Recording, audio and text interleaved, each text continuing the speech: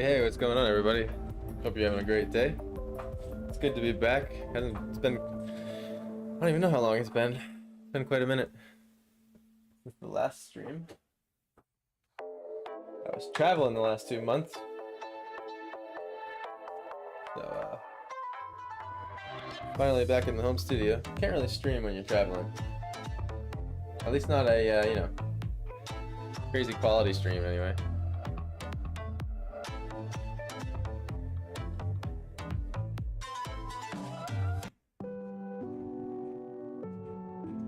But I have a little painting here I'm working on. It's just a color study.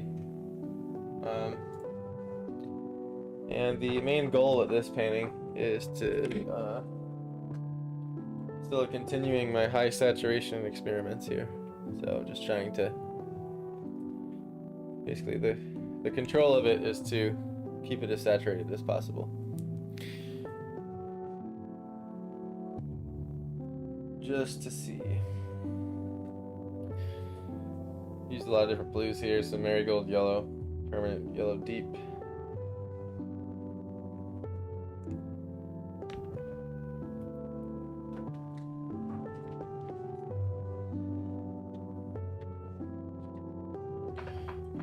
Painting with gouache right now, which is neck and neck battle with my other favorite medium, acrylic.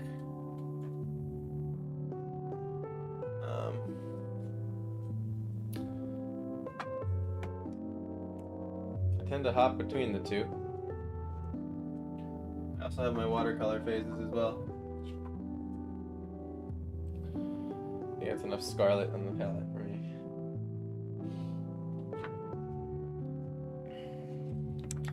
And I'm kind of still just chunking stuff out right now. I started painting it last night, but I didn't finish. Just got tired. But the landscape here. And I have my trusty spray bottle. This thing's great.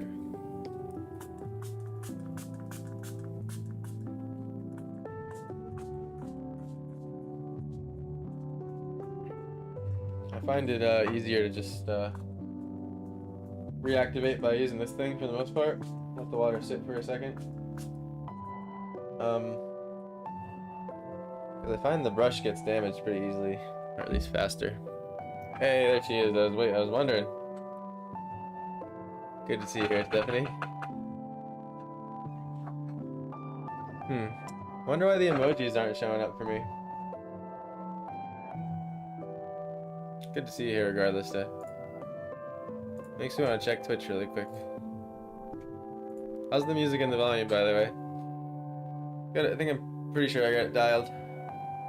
Got my colors activating over here on the left.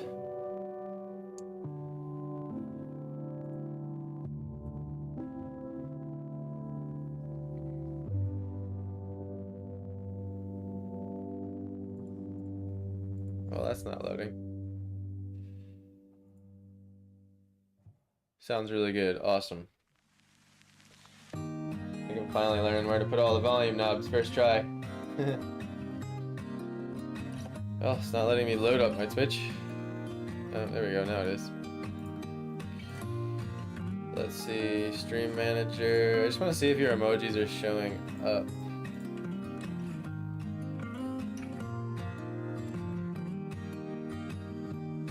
Oh yeah, they're not even showing up on Twitch. Viewer rewards emotes.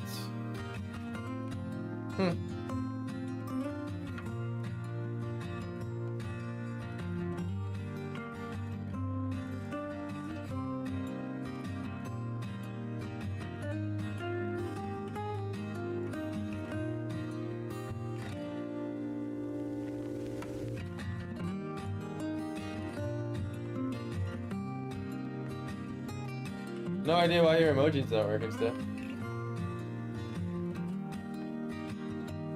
Oh, they worked on the screen.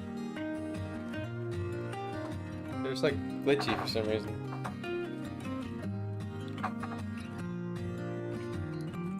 So this is a painting today. Like I said, I don't know if you caught what I said in the beginning, but I'm basically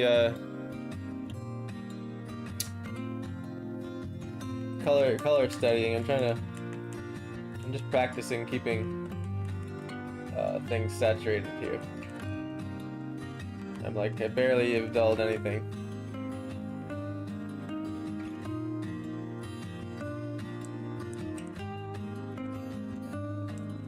And there's this particularly sort of creamsicle orange color that happens in these clouds here. Actually, I need to get some more white quick. The Dead King himself. What is going on, my friend? Good to see you here. It's good to be back. Hopefully have a nice, long and healthy season 3. I think the only difference between this season and past seasons is we won't be like so attached to finishing it in one sitting, even though that would be ideal. I hope you're having a fine day, though. I think what happened is I got a little muddy mixing with some greens that were already over here.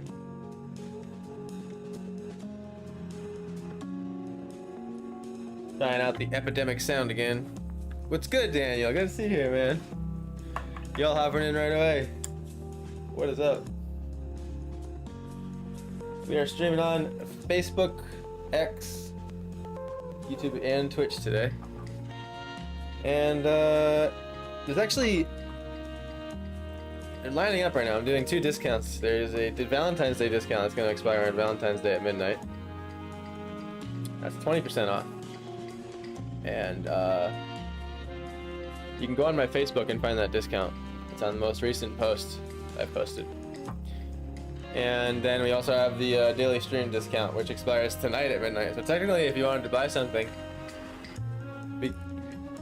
in this special case, you get 2 discounts by catching the stream. Of course, if you buy today. But just figured I'd let you know that there's 2 going on. And the one today is Saturated 10 in the spirit of trying to be saturated as hell. I admit, you know, I'm a bit nervous. It's not my usual way with the colors, but I've loved the results I've gotten for the last 2, so I've sort of had to really trust the process.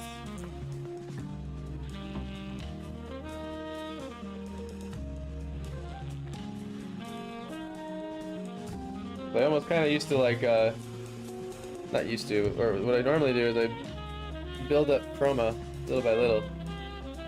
So this I'm just going right in with it. Chroma is just another way of saying saturation. Heard chroma and saturation interchangeably.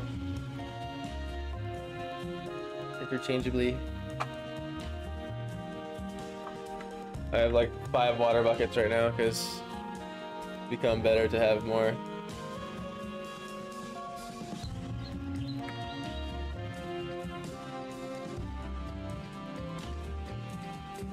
It was great. Started out with going back and forth to Gatlinburg in Tennessee, so it stayed within my state.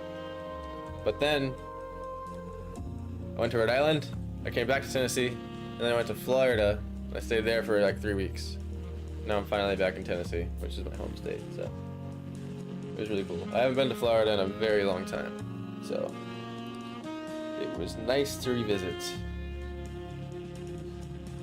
Are there any booms happening with the mic and the subwoofer, by the way? Let me know. Sometimes that happens.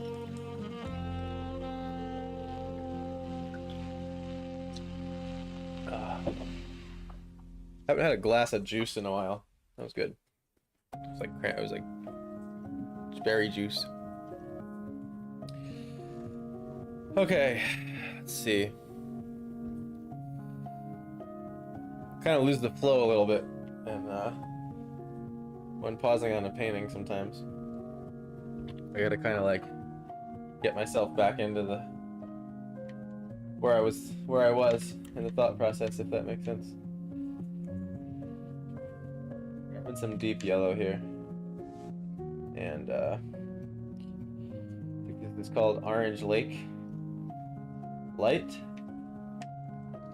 Can't see the mixing palette right now.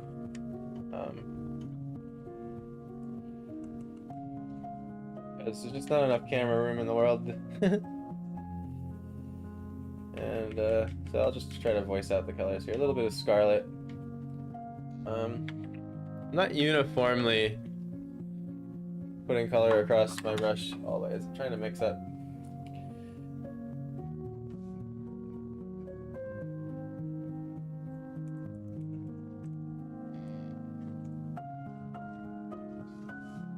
Just need one dash of white here.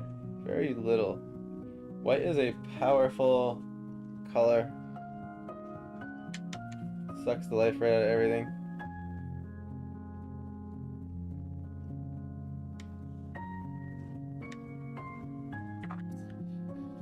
The vibes are nice. I'm so glad. I generally want my channel to be kind of relaxing, if that makes sense. Some channels are kind of more like right in your face, like smash that like button. But I kind of I want you to like gently caress the like button, you know? Well, no, I also run another channel for fun. Well, I've rebranded it. It's a total experiment. It's called Relaxing Planet. It's another one I've opened. It's just literally just like relaxing nature shots. So I like relaxing vibe channels, so I figured I would try to include that in my own brand. And let me see how this color turns out.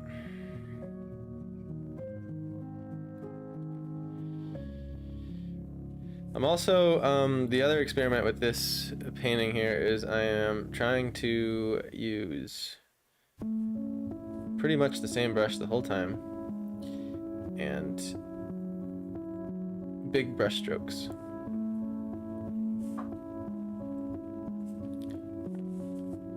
So trying to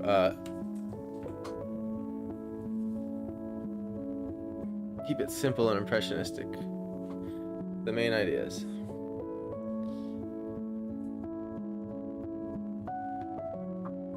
Even just 2 strokes like that, I'm already doing too many.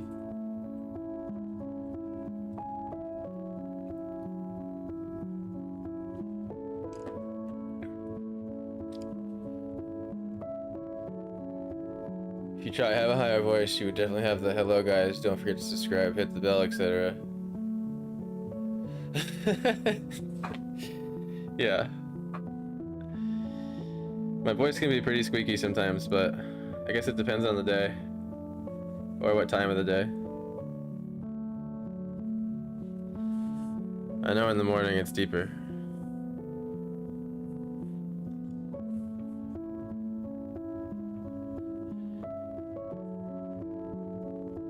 I'm always trying to turn and rotate my brush too. It's definitely more the color. Scarlet was doing what I wanted there. Cause it's almost like treading into pink. That's what I'm going for. Not quite.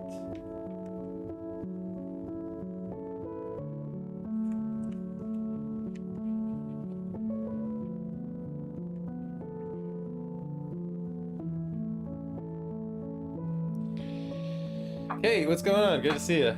So glad you're here. My Wi-Fi is wonky today, which is a first. So I'm not getting a smooth stream. I'm sorry. No offense, I'm just glad it's not me, because yesterday I had internet troubles. I was gonna stream, so I'm just like grateful for a nice smooth one right now. Have we had any hiccups? Has it been smooth? I love pink and purple sunsets. Yay! Hopefully this will be down your alley a little bit then. Again, I didn't even hop it in. There's 2 discount codes lining up right now. There's a Valentine's Day one I have going, which is 20% off anything on my website. And then we have a stream discount like we normally do, traditional. 10% off. And that is Saturated 10, in the spirit of trying to be Mr. Saturation today. That's the experiment, by the way, so. Basically, I've bought a lot of new paints. They're over here, they're kind of blared out. But normally I usually work with a few primaries, white and black, but I've been doing a lot of color theory experimenting and trying to improve. And there's hundreds of ways to mix colors, ways to move towards other colors. But there's particularly better ways to mix color when trying to stay saturated. What can happen with moving colors around is they can tend to muddy up. So there's a lot of technique in like mixing color that I'm trying to practice with, keeping them high chroma, maintaining their hue is the word I'm looking for. Basically, you can take orange and you can darken it with black and get a brown.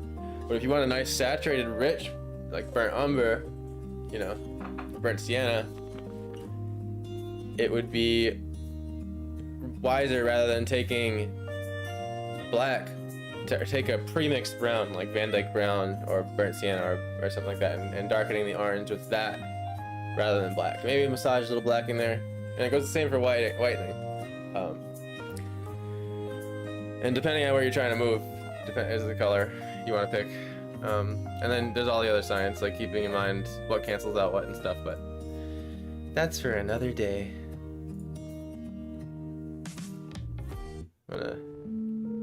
Wasn't too fond of that one. Bit cheese there, that song. I'm gonna get it out of my playlist quick. Kill me with 2 discounts. I'm trying to save for our commission. Yeah. Well, I figured to let you know, And just so you know, we have several new prints since probably y'all have looked at the store. I don't know how often y'all look at the store, if ever, but we got the 2 new recent paintings. Swamps That Appeared, Skateboard Ride. We also have Mud Crab, we got Fernglade, we got Morning Smoke, Winter Sunsets, we got the Snowman. All these here. And yeah, so normally the way discount codes work on our website, you get 1 use per email. So technically you could do 1 order and then get another checkout, or fill your cart again and do another order and have 2 discounts in a row. But I guess it might be worth mentioning that these are the originals that are currently available still. We've sold Winter Sunsets and let's see, Koi Pond recently, and also the Snowman print. Fernglade as well. But Swamp That Appears here and Skateboard Ride original. All of the originals, they come with a certificate of authenticity now, which I'm still actively sending those out to you, Steph. Don't worry about that. I'm working on getting certificates of authenticity that are hand signed and titled and all that out to everyone that's already bought an original. So if you're watching now and you have an original, I've probably reached out to you already. If I didn't, I will soon, to get your address again, if I don't have it already. Yeah, this is what they look like. Let's see, right. I have a lot of Stephanies right here. Notice what they look like. They're all signed. Like I got this is for the World Tree, Notebook Panel 3, Cave Bar, Mushroom Glow Chasm, Gem Hunter, The Last Joint. And it's something that I should have done from the start, of course, but you know, I'm a growing and learning artist.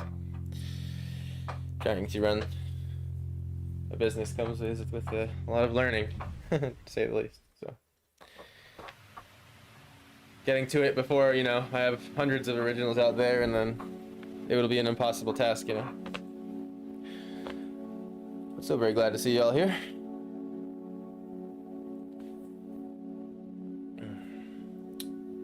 We will be getting to the Disney idea pretty soon. I'm actually thinking about digitally painting it, because I just haven't digitally painted in a while. I like to keep my tablet skills going, so I think it's a good idea to bring to the tablet.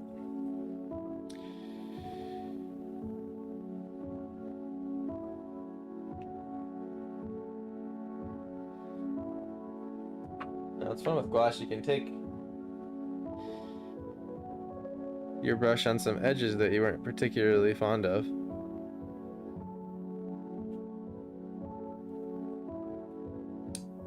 Rough them up a bit.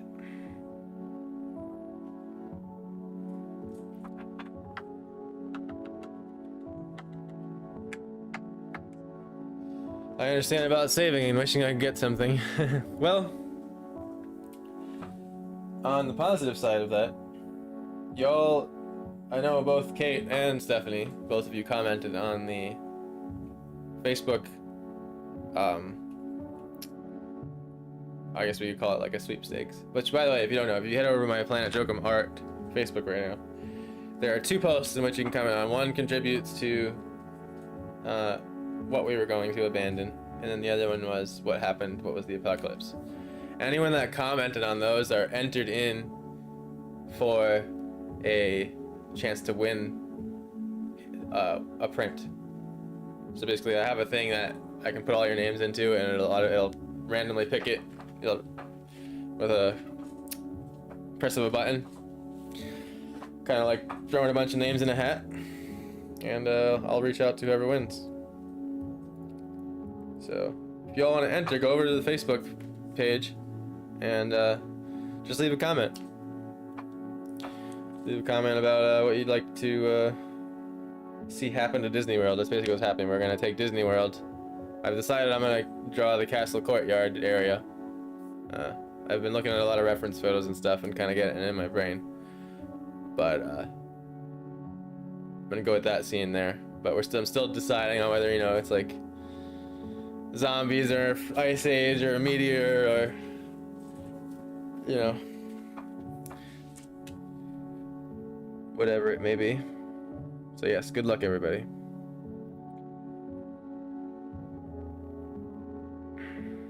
And of course I will let you know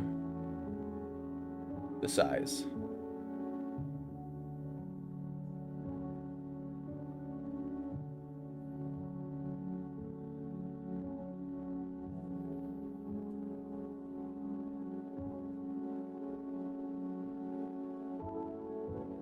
There's almost I just need to make a slightly whiter version of this orange here.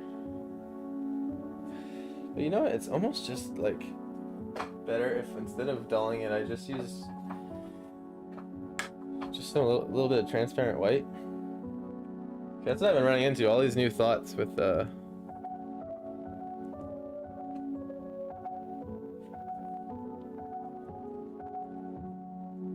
using high saturation here. There's plenty of artists that have probably been doing it their whole life. So they're like, what do you mean? That's what I've been painting the whole. That's how I've been painting the whole time. Well, not for me. It's new for me. I'm normally Mr. Natural Grayed Out style, which I like. But this is part of, I guess, the journey as an artist and trying different things. Hello, Christina, by the way. I was ranting. I saw you pop up there. How you doing? You're from the mind me while I throw my brush. You're from the Relaxing Planet channel, right? If I'm not mistaken. I think that's where we connected. Which I have another channel that's like has like 0 followers pretty much. I started it under another name, but then restarted it recently called Relaxing Planet, and it's just. It's literally just like the mission statement behind the channel. The whole idea is to just give people a relaxing moment for a second.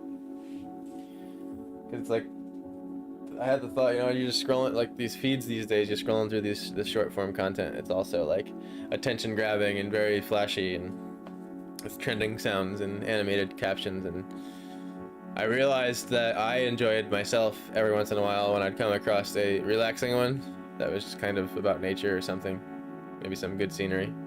And I ultimately decided through that I want to also contribute that to the world. So like that's just the idea behind the channel. So it's literally for fun, and it's a lot of it's non-audio, and most of it's things that I find relaxing and peaceful as I'm going throughout my day or in life. Like if I find a nice peaceful stream, I'll set down the camera or something. But it's mainly just to give y'all a break These new feeds are crazy these days. Who knows? Maybe I'm the only one who enjoys it, but that's the idea. Figured I got my nice art channel established here and growing, and I want to have kind of like my for fun side channel. Just want one that I don't have to take so seriously, and I can kind of just enjoy uploading. Which I enjoy uploading on this, but there's a lot of work in editing and video editing and stuff. Yes, sir. I knew it. I just subscribed to both. Thank you so much. I appreciate you. I don't know if you caught this. There's a giveaway for one of my prints upcoming, and all you gotta do is go to my Facebook and go comment on my recent post about. Actually, am I being misleading? It might not be the most recent. Let me see here. I want to check for you now. It's the one about what happened to Disney World. Basically, I'm deserting Disney World. Yep, so I lied. It's it's a few posts in. I'm sorry. Just gonna find the one about Disney World. So if you go here on my Facebook, scroll down a little bit to this one here. It's here. It's not the most efficient and good setup for an entry, but that's how we're gonna do this first one for now. And I'll probably do something more formal. It's like something, you know.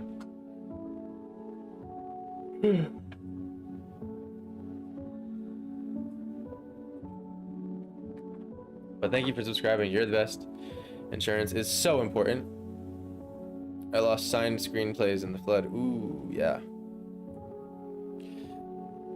Insurance is important until they literally do nothing for you. It feels like you paid for nothing. Goes both ways. I've seen insurance save the day, and I've seen insurance be absolutely reportable. That's even a word. Deplorable, I think, is the word I was trying to say. I agree. I'm so sorry for you lost all that. That would be so sad. Yeah. Yeah, I've had you in my thoughts about that, Kate. It's terrible. I can't do regular TV. Too intense commercials. Lots of flashing. I need calming content. Yeah, exactly. Well, if you want some more calming content on your newsfeed, go follow Relaxing Planet. I made Relaxing Planet on Twitter, Facebook, YouTube, and Instagram. They're on all of them. And TikTok. I'm doing it everywhere. I'll tell you, it's getting exhausting sometimes. Like other days I deal with it better, I cope with it better, but uploading to 7 different platforms at once, man. Like part of me just wants to like do Facebook, but I know I always reach like, and because it's my biggest page right now, so you know, like use your strengths, but I always find new people everywhere, so that's why I do it. There's different audiences everywhere, and there's some people that aren't even on Facebook, so I'll be missing out on them altogether, but goddamn, like uploading your video 7-8 times, 5 different places, 900 different formats. It's like, jeez, man. I don't like that. It's the standard. But what are you gonna do? Here we are. So with transparent mediums and gouache, I find it's nice to try to do your brush stroke in one motion and to not keep massaging into it. Otherwise, you just end up removing the gouache and/or a watercolor. Acrylic, you're fine. Once it dries, it's freaking cement. So, I love art, and it can be a reprieve. I'm so glad, because this is all we do here, pretty much. Sometimes I do the occasional video game stream or something left field, but and I do it on here because it's like I don't feel like making another channel called Planet Jokum Gaming and rebranding it, making another logo, and so I named it Planet Jokum. I named the Facebook channel back to Planet Jokum Art because it favors me in the algorithm with art pages. So I'm messing with that there, but I'm gonna keep it in YouTube. Planet Jokum. I want my YouTube channel to kind of be able to umbrella anything I want to do. I used to do comedy skits too, and trick shots, so it's a mixed channel here, but it's mainly art. I used to play music and I was in a band, but I realized I didn't upload myself musically as much as I do with art. Yeah, I heard that. It's funny I don't Facebook actually. YouTube is the only place I spend time these days. You're welcome. See, there you go. So I would have never met Christina if I didn't put the effort in to be over on YouTube too. That's why I love this restream thing. It streams to everything at the same time, so that's pretty nice.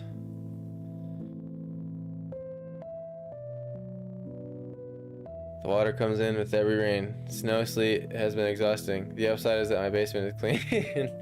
Yeah, just toss some Dawn dish soap down there. You know? So you gotta learn how to laugh like that. It's good, right? Gotta be able to take it lightly at some point, because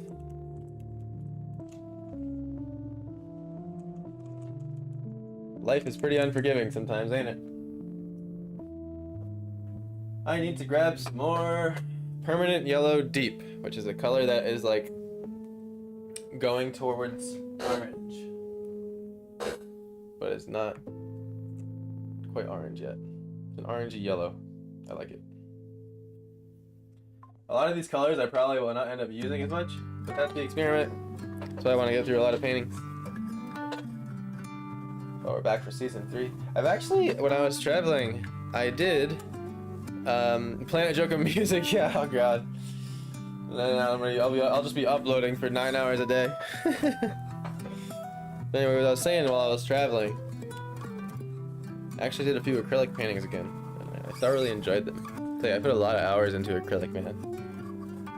A lot of hours. And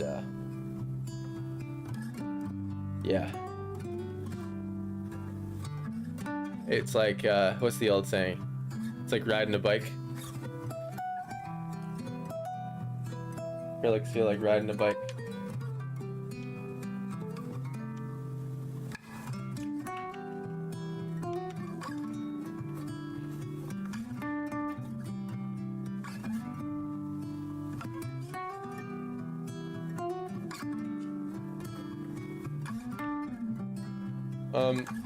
Lately I've been doing 2 different piles of white in my palette mixer, and one is for colds and the other one's for warm colors, because I tend to be a lazy palette mixer. I often will just sort of scoop my brush into other colors and not care if they get contaminated, and to prevent more muddiness, that's one of the ways I'll separate it. But yeah. Oh boy.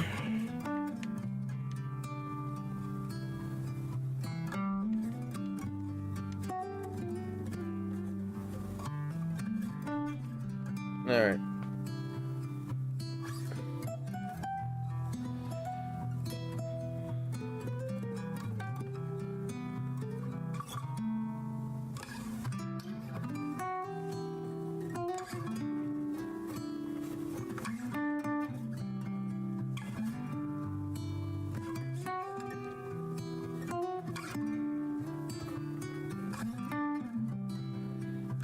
And here, I didn't have enough paint for it to be opaque.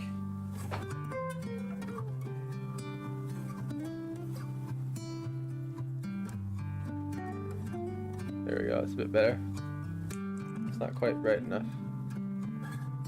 It's almost like the Permanent Yellow Deep is already there for the most part. It's a nice rich orange yellow, huh? There's just something extra rich about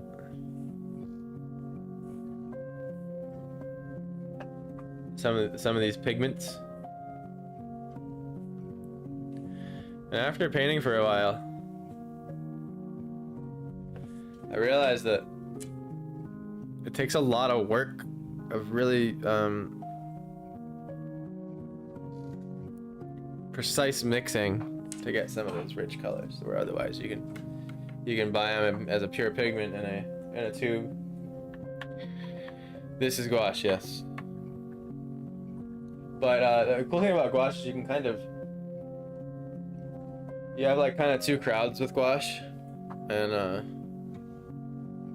one crowd kind of treats it like watercolor, and the other crowd treats it with like just like totally opaque. And so I'm being more opaque in this pass.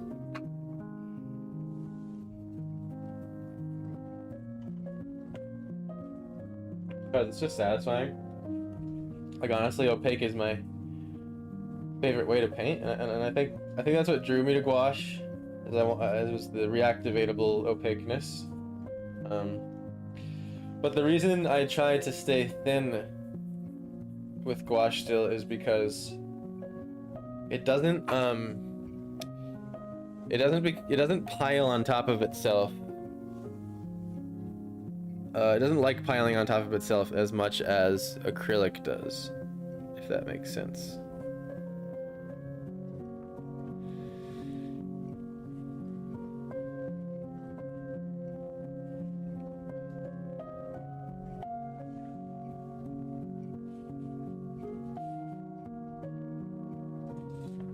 I'm actually going to cut into this blue a little bit here.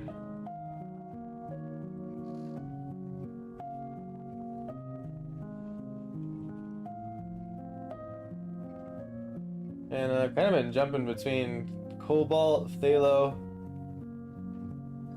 light turquoise, cerulean. I've just been kind of fucking with all the blues on this.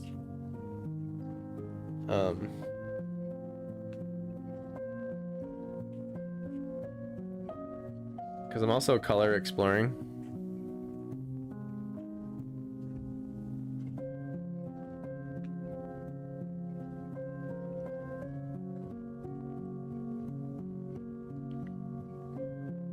Get the hair dryer.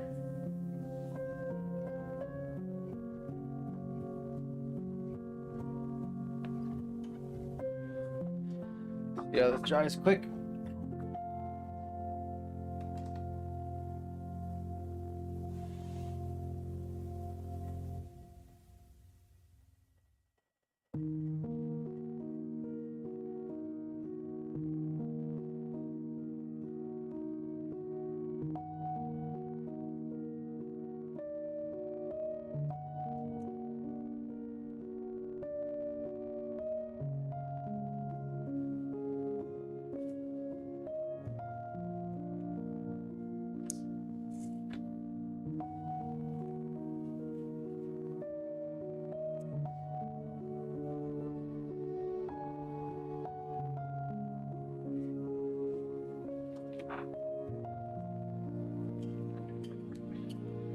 Have you become one with the paint? Yeah.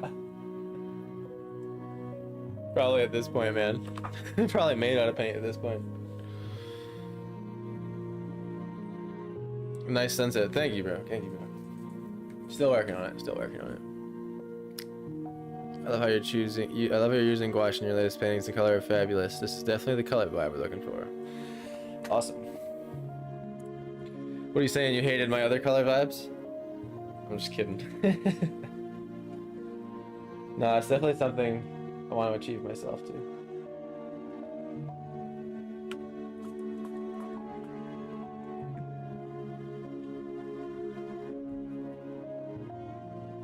I've explored so many different styles.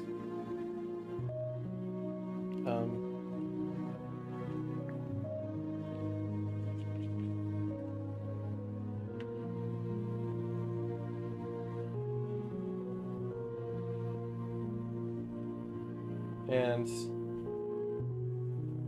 although I love drawing realistically,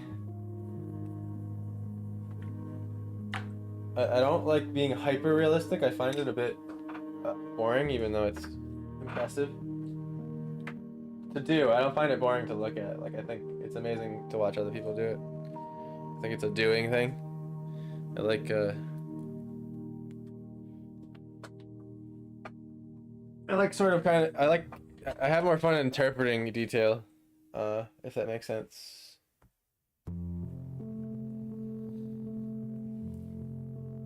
What is that color? Is that the cobalt, that rich?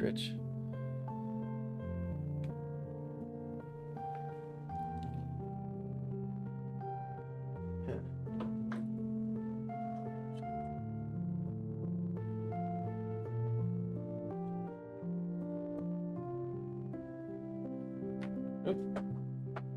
Butterfingers today.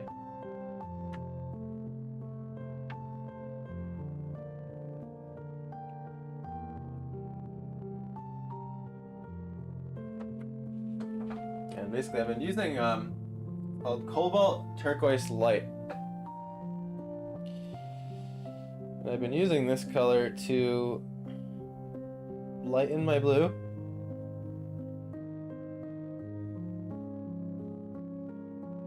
Sometimes, and I'm loving the effects I'm getting with it.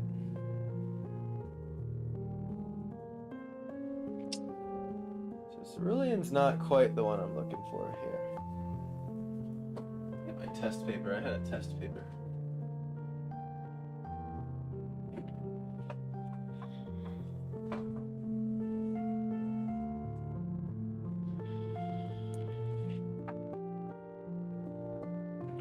I just have a scrap paper I'm kind of testing my blue out on here.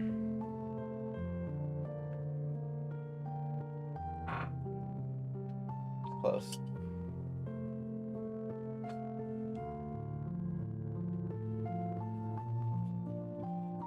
Touch of white. Just more of that light.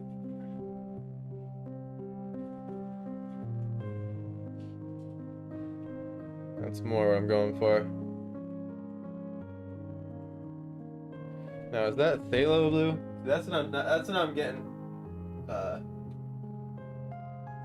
brain spun about now. I'm trying to decide like which blue is what here.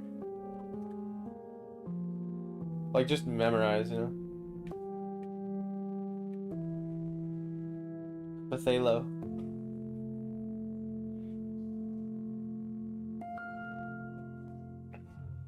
I think phthalo blue is like my variation of it. Phthalo. Phthalo. Color names are weird, man.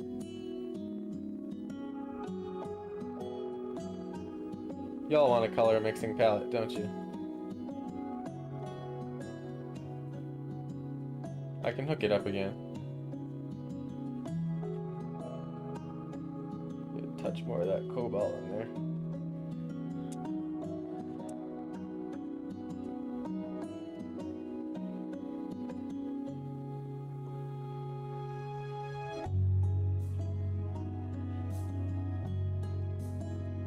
I think maybe what it is, let's see.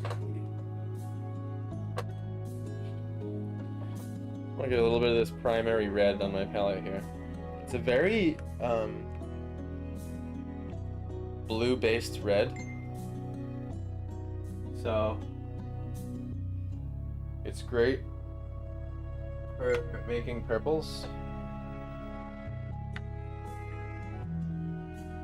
Kind of yellow-based red.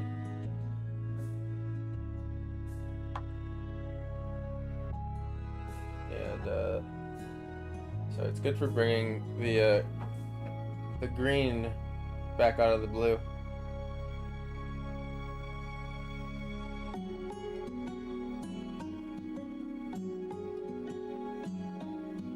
Bring some phthalo back in there. I know it's not phthalo, but I keep saying that because it's fun.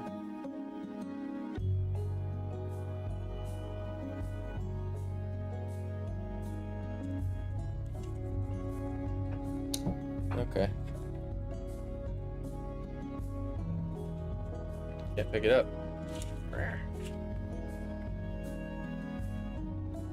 See how this looks.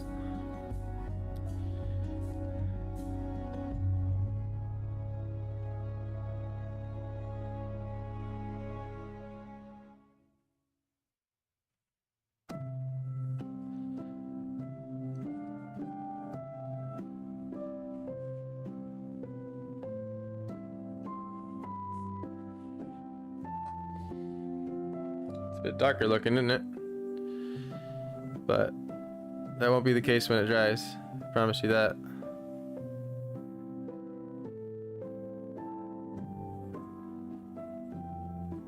And I'm purposely trying to summarize with just my flat brush here. It's a fun practice if you're trying to improve your brush and your like main idea brain. Pick one brush and try to summarize everything in kind of chunky big strokes.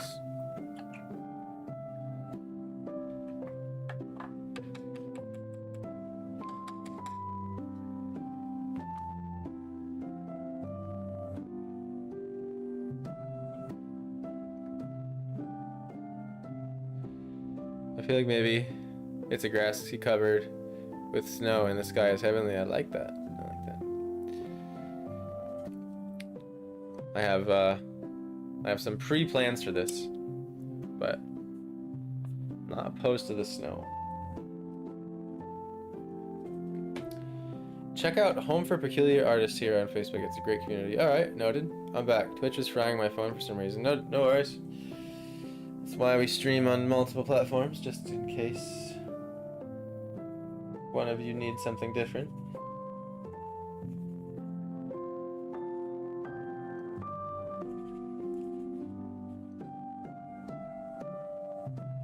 Right now, Facebook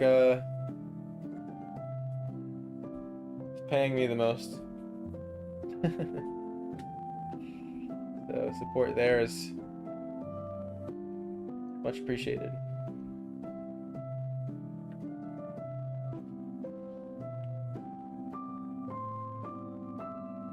See how light this is. Ooh, I kind of like that.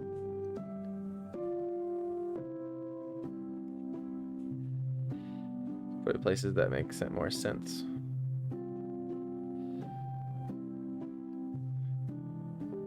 Doesn't look as light there, does it? Guess I gotta add even more.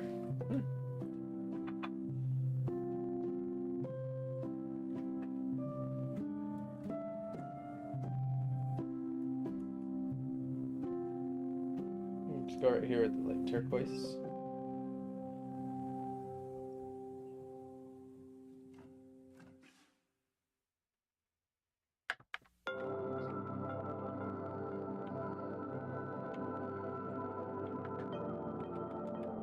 Travis. Hello, Travis. Who's Travis? I don't see a Travis in the comments.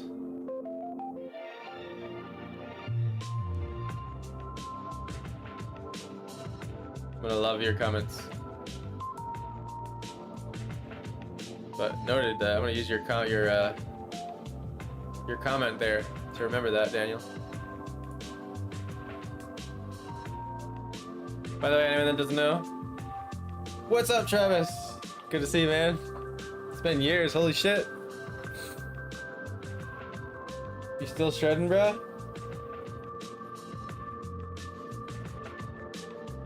I remember just watching you rapidly improve like a maniac.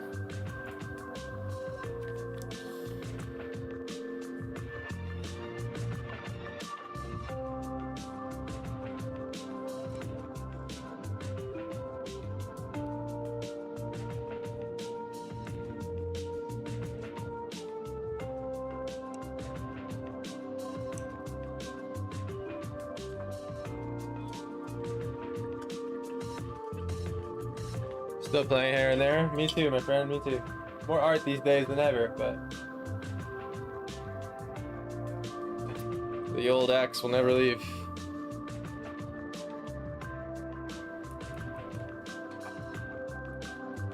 How's life treating you these days? You still in Rhode Island? Haven't been there in a hot minute.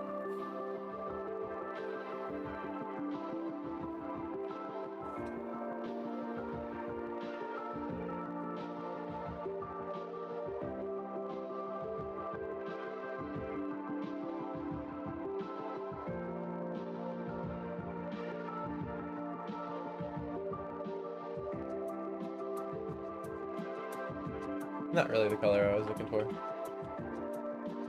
Not the one.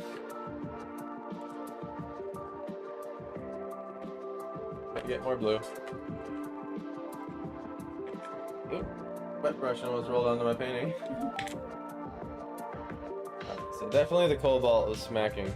Need some of that cobalt again.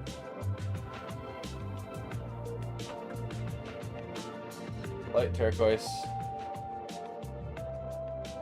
Did a couple things I liked. That's the light turquoise, by the way. See how bright it is. It's a great lightning blue. No, is it phthalo? Phthalo. I think those are the blues. I've narrowed it down. I like for this. Not so much ultramarine here.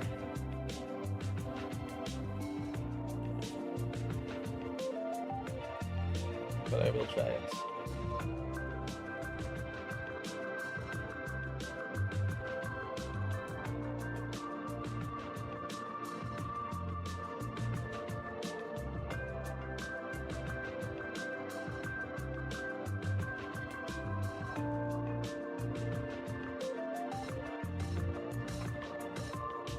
Spritz of the water.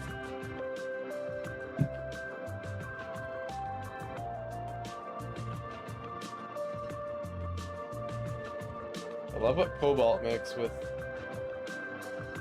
light turquoise.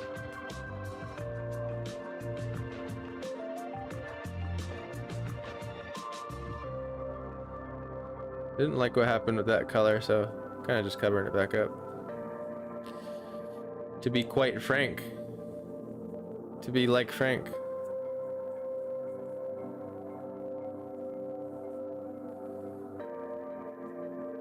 Again, I'm going outside my color comfort zone here today. That's what this painting is about for me.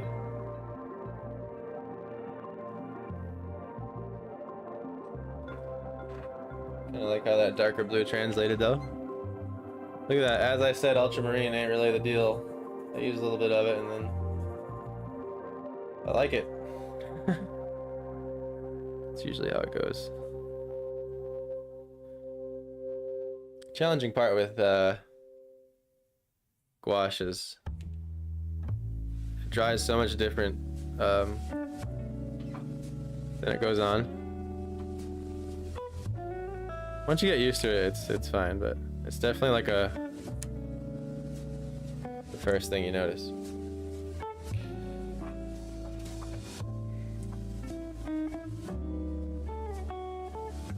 I think the one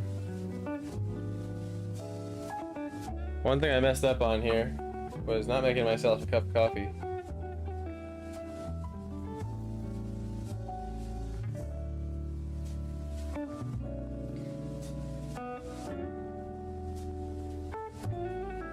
Another thing that I have been working real hard on behind the scenes. It's not really an announcement, but for the sake of people hopping in the stream to know, basically I've been filming and editing every painting and making long form videos out of them. Once I reach a certain amount, I'll be uploading a bunch, so some content to look forward to.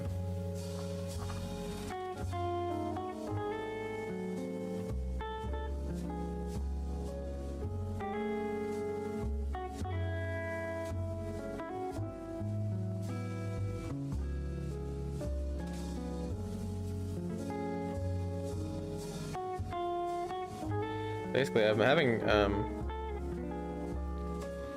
trouble lightening these blues to where I want them. So I'm just going the opposite way on my value map and trying to make the lighter blues just look lighter. See where that takes me.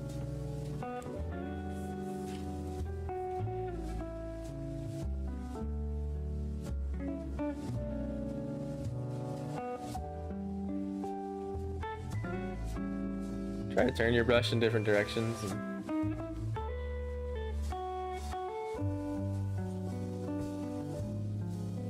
One single strokes. Talk about not knowing how to use English there for a second. One single stroke is ideal. I'm gonna dry this up with the trusty hair dryer here for a second.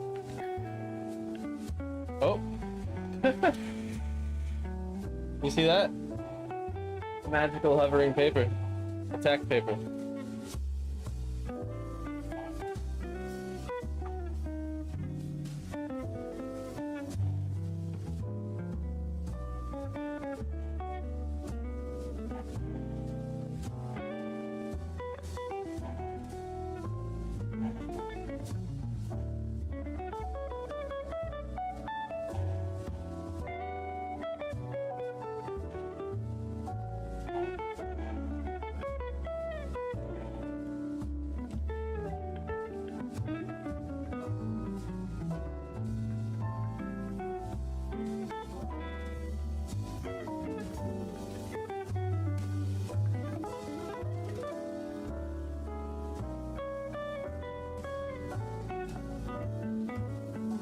The people I was just staying with in Florida just told me that some art supplies I shipped just came in.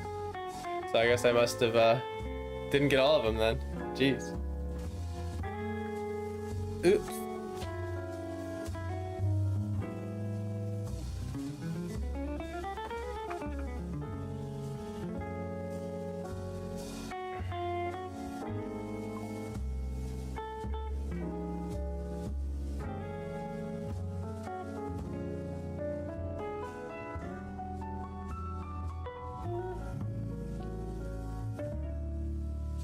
Asking Kirsten to bring home some apple juice, if you know what I mean.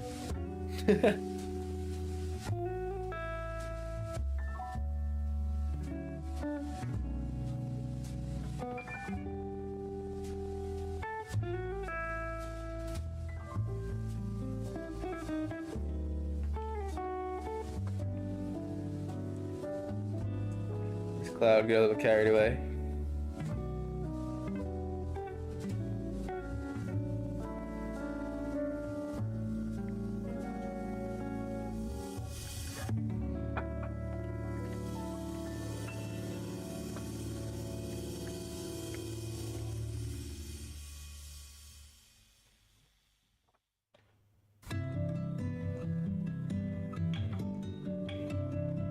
Yellow got a bit old here. Not a big fan of the yellow that's happening just above the horizon here. I'm gonna fix that up. It's just a little bit muddy. Gonna have to get some yellow right out the tube here. Put it in another one of its own slots in the palette. Give it a little touch of white.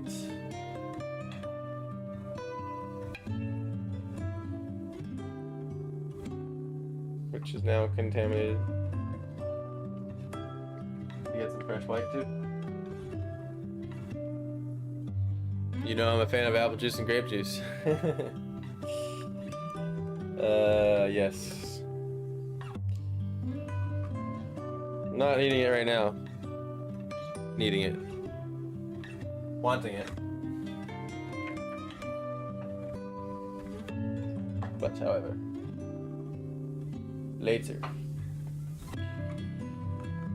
So I took my permanent yellow deep here. I'm just gonna grab a little bit of white.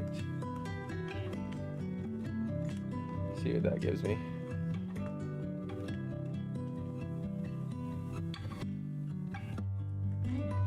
White also adds opaqueness too.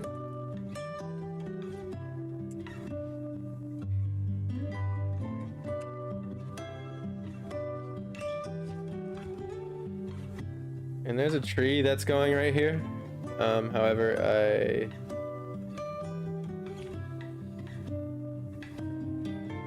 I'm gonna paint over this anyway. And this, I'm just going right on here with the pure yellow now, just to see what happens. That's lemon yellow there. You can see how big of a difference it is. I'll grab some more lemon yellow.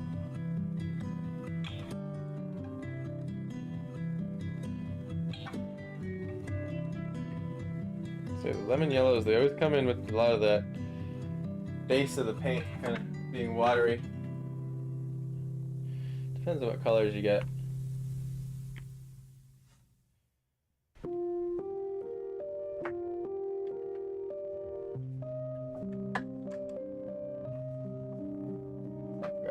This yellow, just pure right out of the tube here.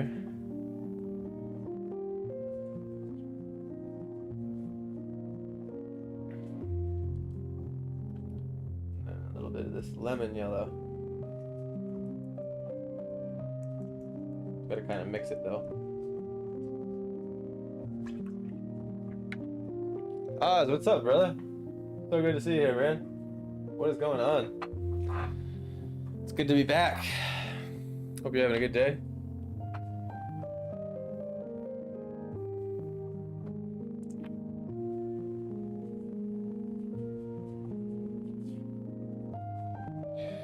Today we're experimenting with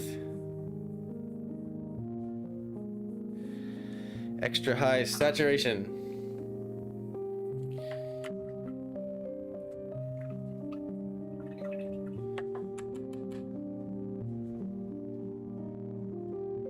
Trying to keep the colors punchy.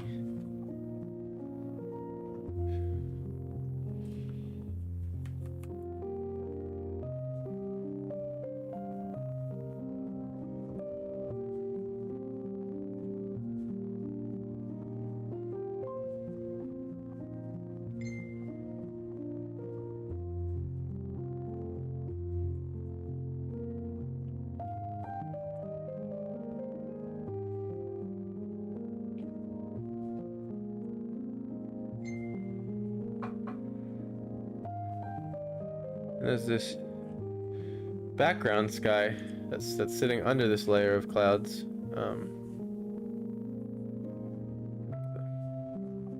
It's a dull blue. It's probably the dullest blue of the bunch.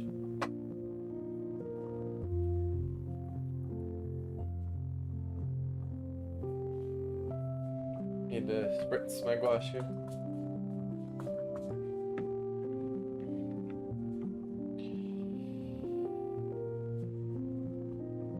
Try some phthalo blue out. I think what I'm liking about phthalo blue is it lightens nicely. If that makes sense.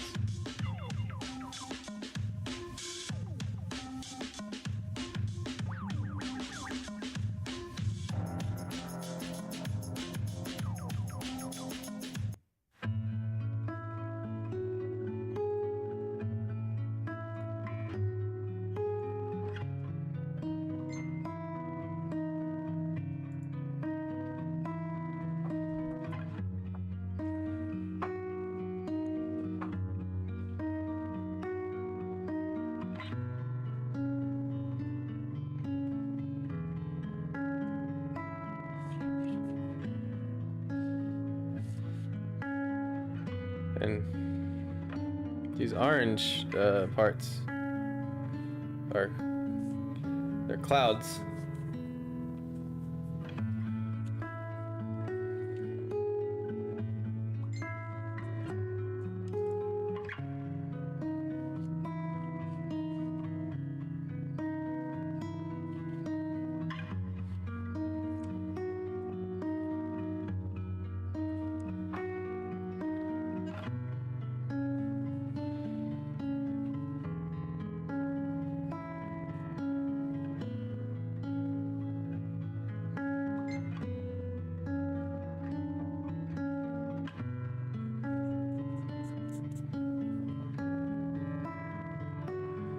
We're just kind of taking back some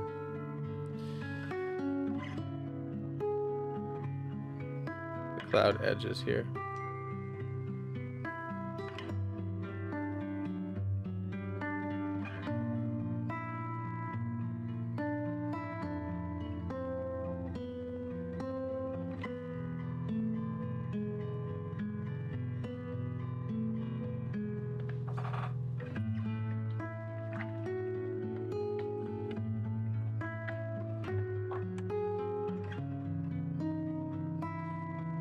I like that lemon yellow. Lemon yellow.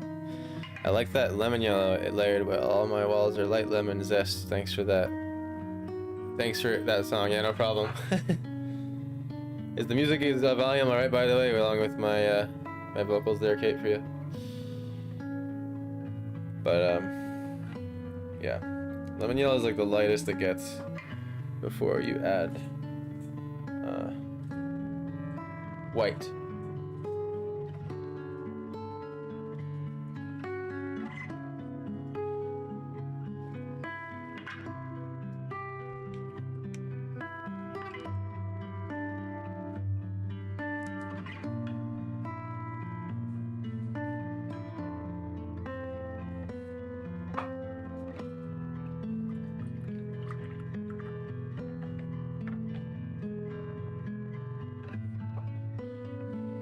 Gonna dry it up a little bit with my hairdryer here. It's all excellent, vocal and music. Yes, dialed.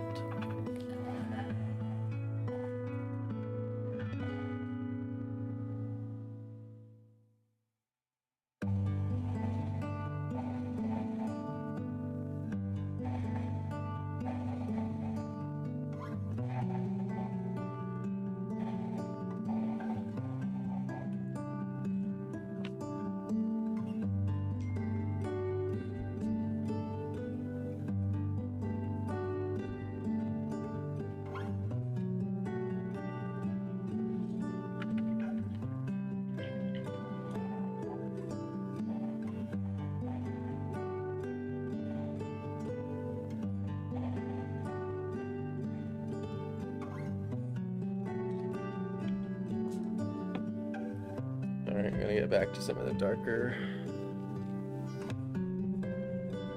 highlights here. Darker highlights. Does that make sense? I don't know. I'll let you be the judge.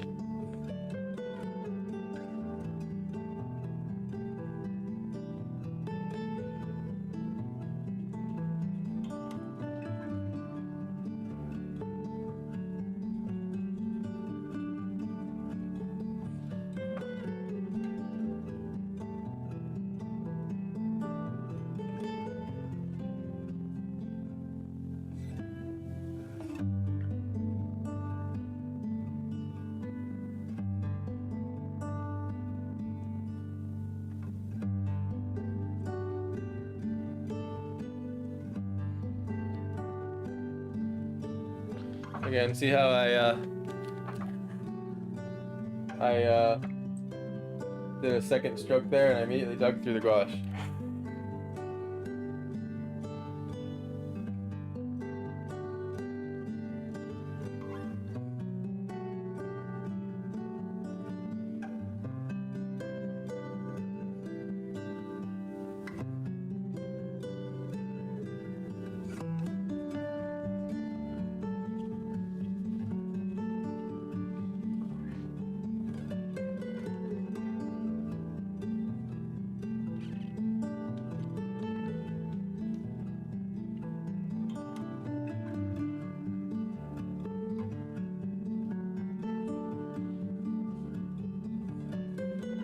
Just like that, like find a shape and go boop, and then just leave it. And then one boop.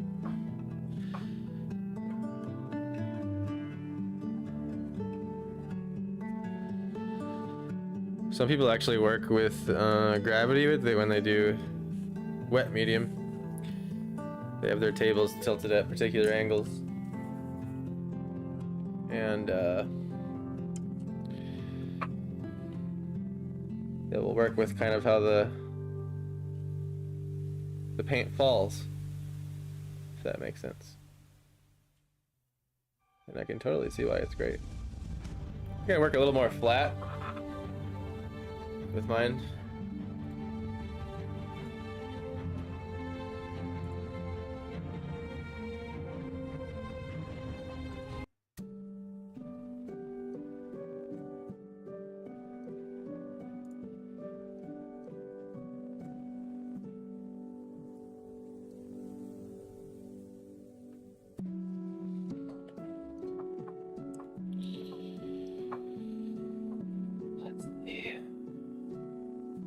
Much lighter blue this time.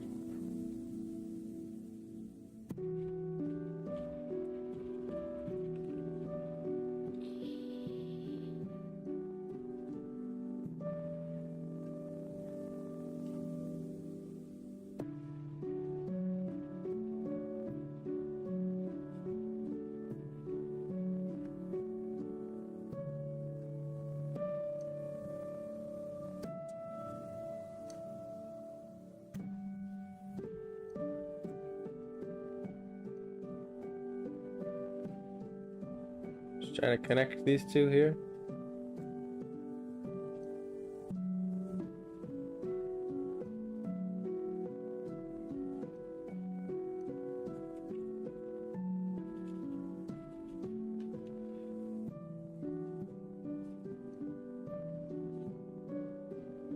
It's good to connect those shapes into as big of ideas as possible.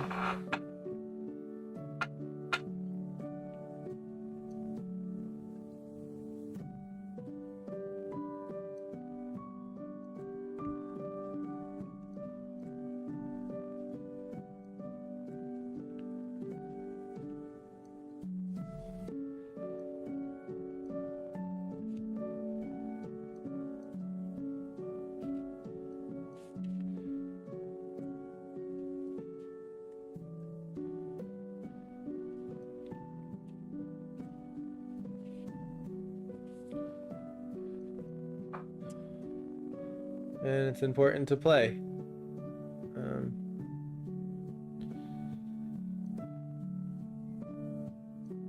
The number one hindrance to most people that want to be creative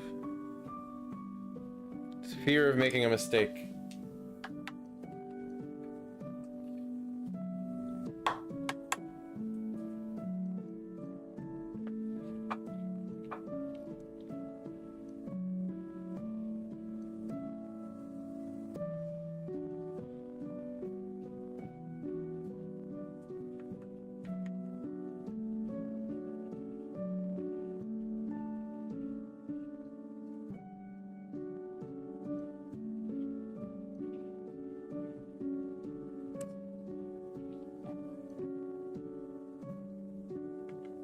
Would a softer brush like Staple help with digging in effect? Yeah, to a point. But ultimately it's pretty sensitive to lifting back up.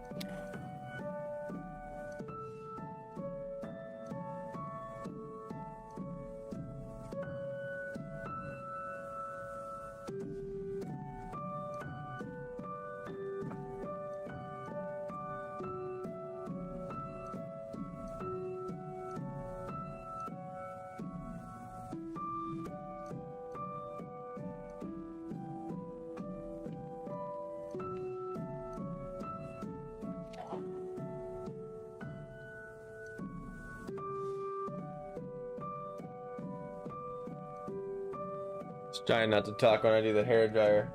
I have a noise cancellation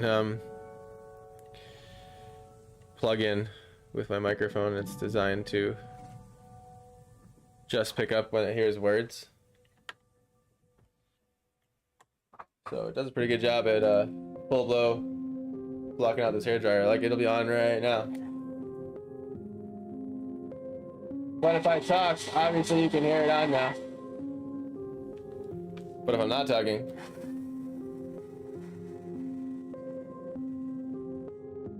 it's pretty neat.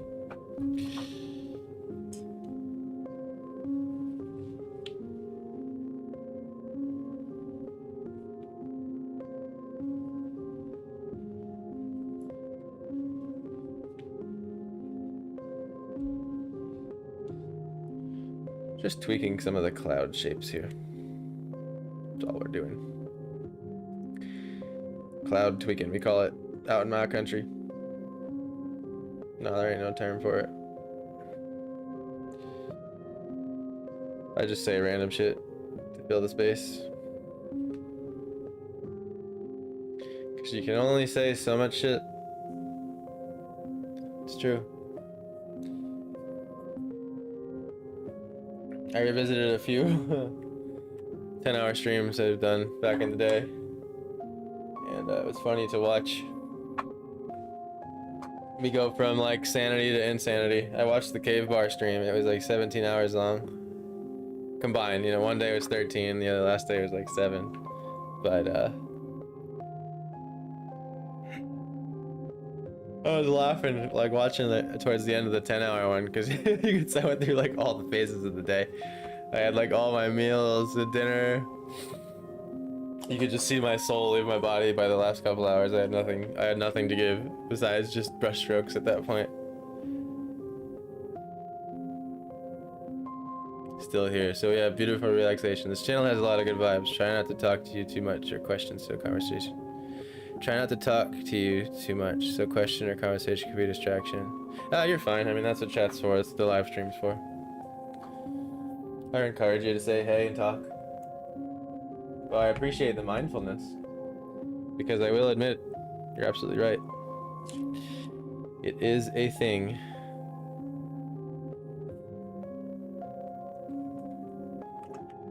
But, you know, I'm signing myself up for that by streaming, right?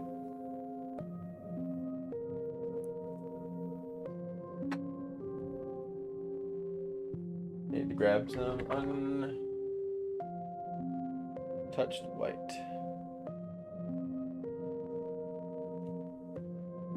Go through white very quickly. I would say it's the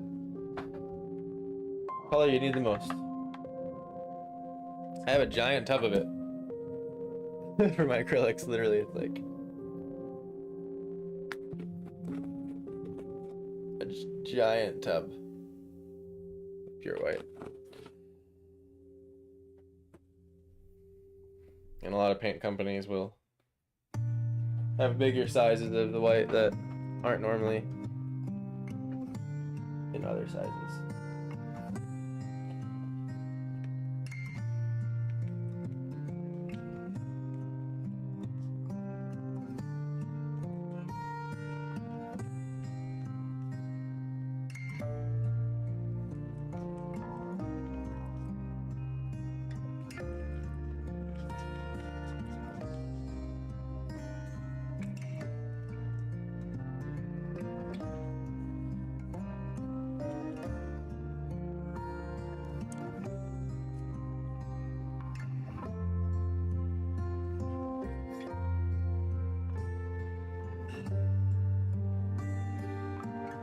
Just some touch-ups on this yellow and how it's carrying out up into the blue there.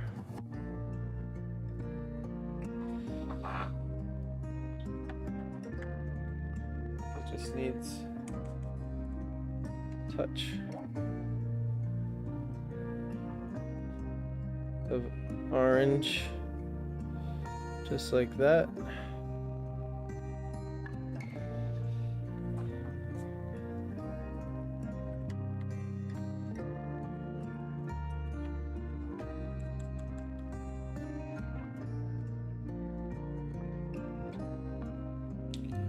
Get back on the blues.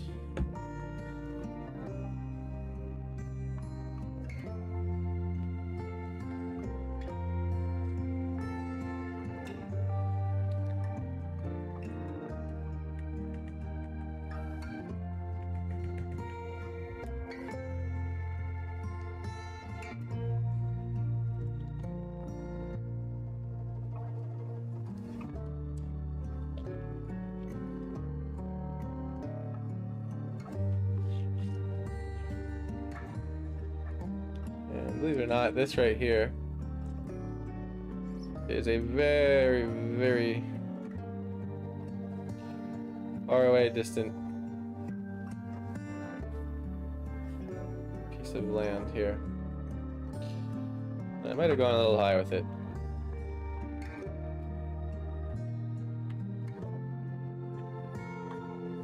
I'm listening while filling up my chili. Nice. Yum, I love chili. Did you get your chili from Chili's? No, it's not even like Chili has good chili. Chili's has good chili. I think it's just some mediocre chain.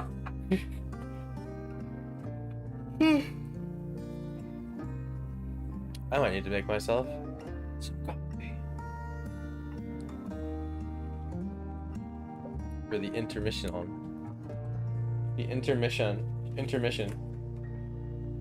For the internal mission.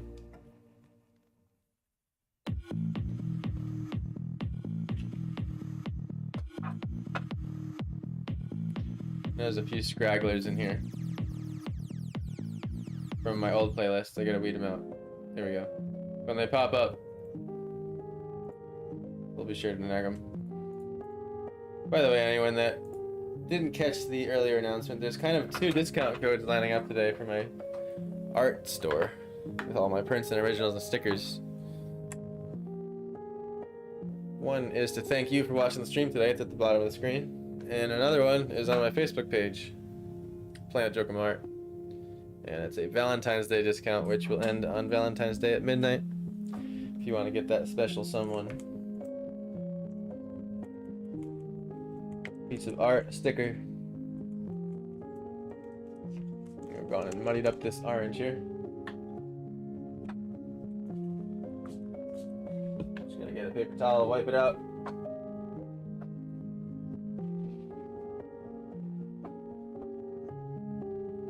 Homemade. Nice. That means it's probably even better.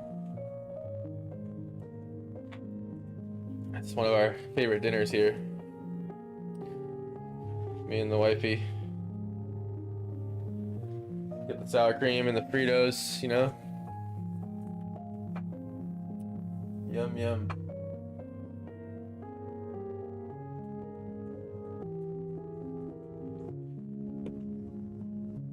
I know sour cream is not everyone's thing, but it's my thing.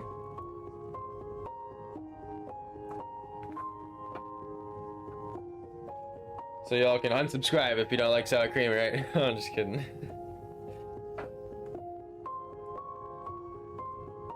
You've seen those people, right? It's like, well, if you don't like it, then just unfollow me then.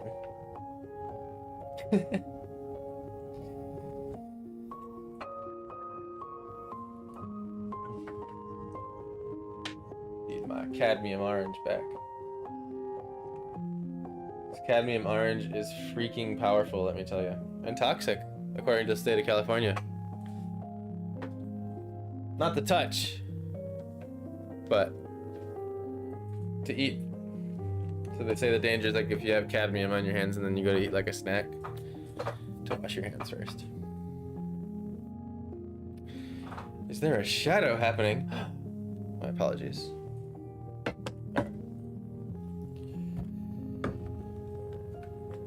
Let's see.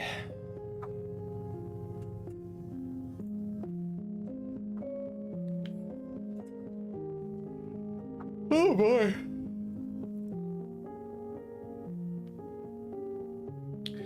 Getting pretty happy with the sky. It's getting there. Get pretty freaking happy with it.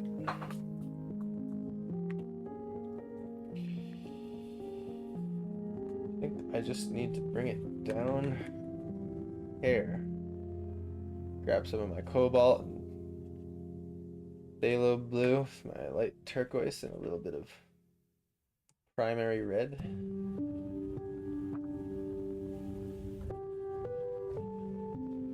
It's funny, if you take something like fire red, or flame red they call it, which is a very yellow red, which is another way of saying it's a very red orange, or orange. You try to make purple with that red, because I'll tell you, first glance, look at this color. Looks red, doesn't it? I mean, it's called flame red, so you'd think you could take it and make purple with it, but good luck.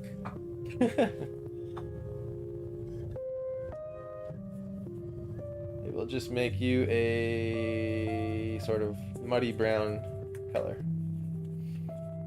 It'll almost kind of make a brickish color. So you need yourself a blue leaning red, one could call it. That'll do you the trick.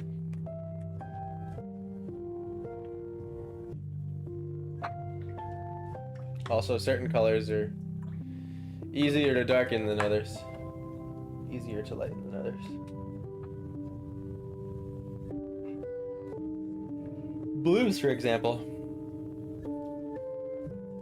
they're not particularly fond of getting light, and they lose their chroma much faster than a orange or yellow would.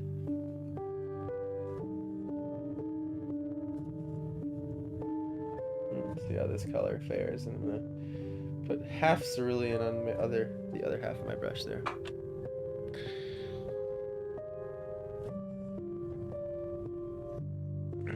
Get a little layer right here. And I'm gonna try a different brush technique by just turning my flat brush sideways here, and tapping as I move across, tapping very fast. And this is one I do when I want to get the really far away distant tree texture, tree lines, if that makes sense. Because it's pretty much a solid object.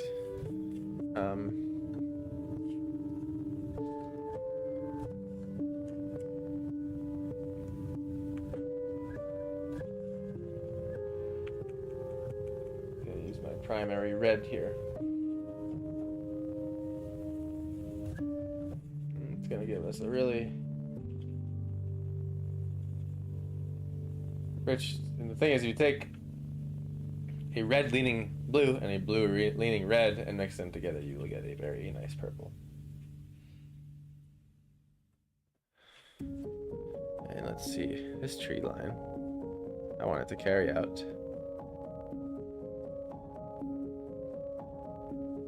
Sky doesn't actually curve down that far, believe it or not. And I want this tree line to be more purple, because I think it looks nice. There's actually a pencil sketch that's once long ago covered up.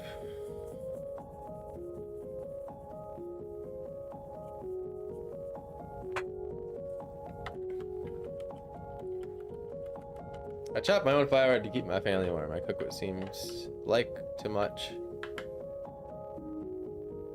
Which seems like too much. Oh, I cook what seems like too much. Tons of things to do. I used to not eat it, and now I do this passing year. My husband works in a brick plant. That was funny.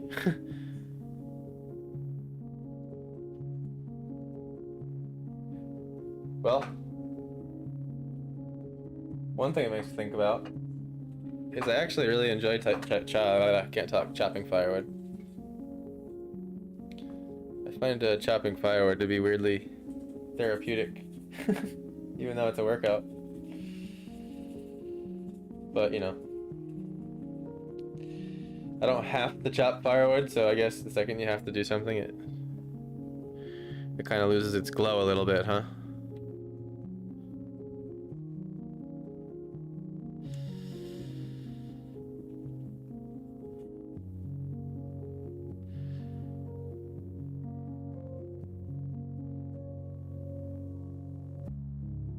I don't understand. You used to not eat it, and now I do this passing year. I'm not sure what you mean by that exactly. Just like literally? Like you just didn't eat the food you cooked, and now you are? Did you have something against your own food? Did you not like your own cooking? I'm just kidding.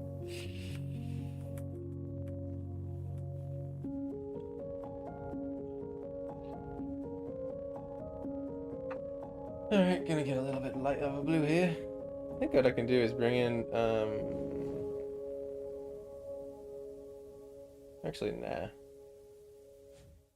Cancel that. I was gonna bring in more of the turquoise light, but it was a bit too teal for me liking. Gonna grab some more red. Gonna dash the red in there, primary red.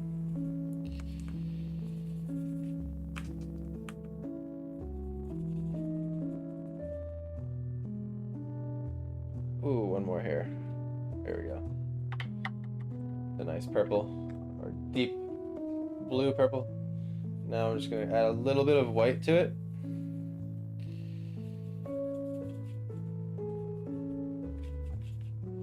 And that seems to be the color I'm going for, more or less. I'm gonna tap it once. Sometimes it helps to just tap once on another piece of paper, because sometimes the paint's a little too thick on the paper.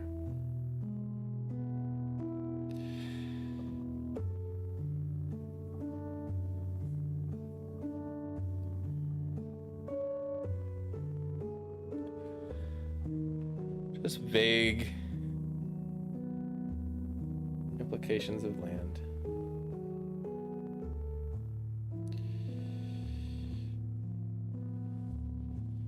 It's not gonna be exact. I actually gotta start grabbing some more colors out of the tube here. Also, I don't know if you can notice it in the stream, but I pre-washed this whole paper blue, just as an experiment. I just wanted to see what it did. A lot of people do underpaintings, is what they call them. And a very common one you may see is with oil painters. They'll take like a raw sienna or a burnt umber and they will water it down and put a thin coat of that over the whole painting. And what happens is the paint you put on top mixes with that under there to kind of tie together a more overall color palette and theme and kind of feeling. In this one I did a blue overpainting. I wanted to see if it would help make it feel a little colder. Because it's a nice warm sunset, but this is kind of in a colder area, colder biome.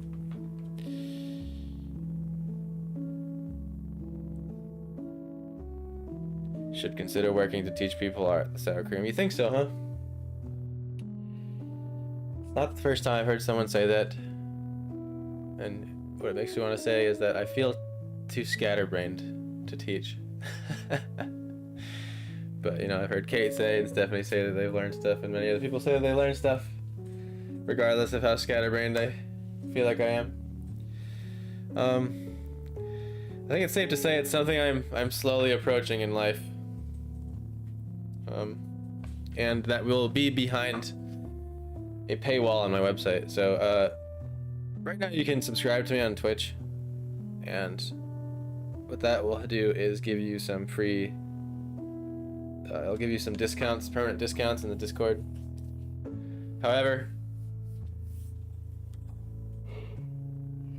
I think I want to move away from that. And of course, the more popular I get, and the people that watch on Twitch, you know, I'm not going to stop them from subscribing there. They can subscribe there, but I think ideally, I want to have it all under my control. Like, I don't want to do it through like Patreon or another service. I want to do it through my website. And there's a whole thing I have called a members section. I just don't have anything made for it yet, or that I think is worthy of you paying monthly for yet. But I think the first type of content I'll bring to that on my website will be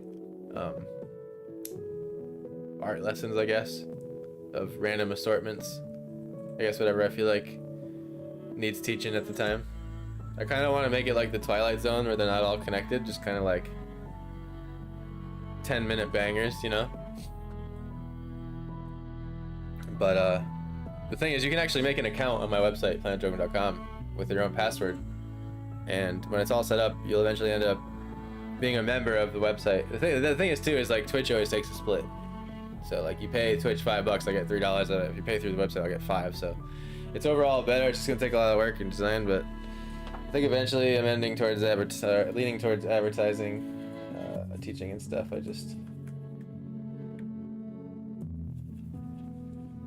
feel like I open my eyes, I finish a painting, I stream, I edit that content, I finally upload it, and then before I know it, it's time to go to bed, and I can't even imagine where I'd fit in making art tutorials. Susan! Good to see you here, Susan. I hope you're having a great day. Thanks for hopping in. Appreciate you. Good to see you from the lands of Facebook. You could do Friday night paint and sip. You could do Friday night paint and sip. What do you mean exactly? Is today Friday? No, today's Thursday. Rome wasn't built in a day. Hey, Jay, the legendary. The legend himself. Got that right, my friend. Good to see you here, brother. But that's something to come. And the reason why I know it will is because it's brought up so much that you just constantly remind me about it. So through that medium, I know I'll get around to it. Hope you're having a nice, relaxing day over there in Gainesville, my friend.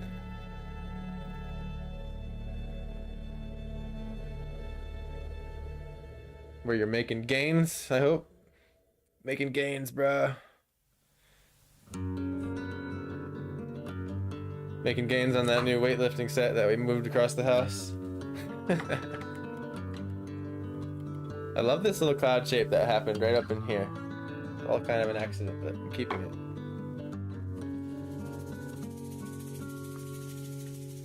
You had some squash here, quash here. Gouache, yes. Just got back from mountain biking. Hell yeah, bro, that's a good time. I will, so if you guys want to ship that to me, I can Venmo you whatever it costs. Like, just let me know. So, if that works. But yeah. I thought they all came in. No.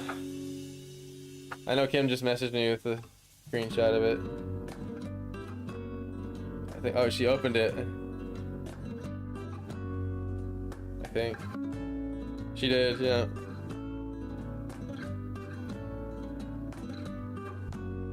I can't answer right now, Kim, because I'm streaming, but more permanent roads. Like 19 tubes that. So basically, you get this color for free if you buy like $50 more gouache. And I already have 4.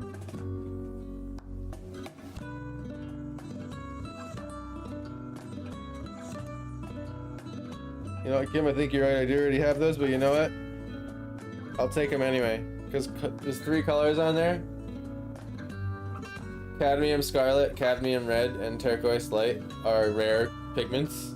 Rare world pigments, and they're expensive, so those are good. It's good to have more of those anyway.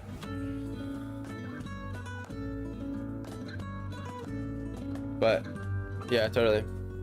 I'll Venmo you if y'all want to ship it. Whatever's easier.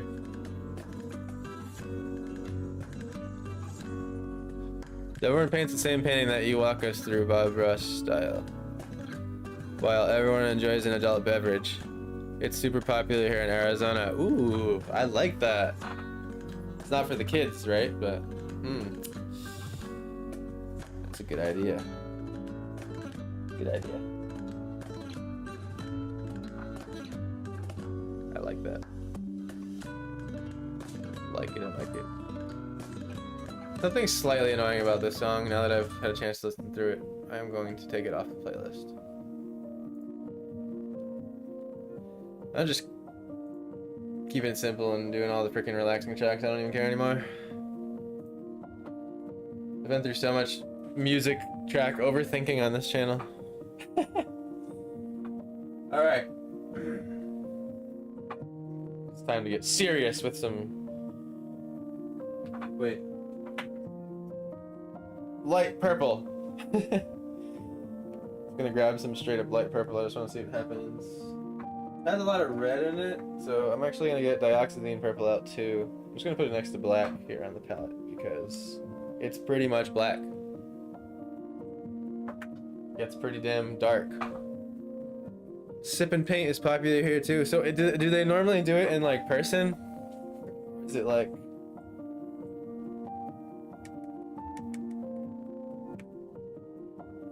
Oh, that is a rich, rich purple. That is beautiful. God damn. Especially when it mixes with some of that cobalt.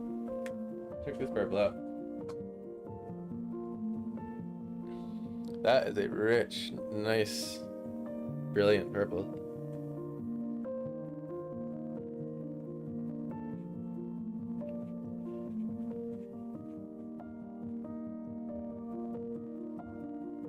I like how blue it leans. It's the kind of purple we need.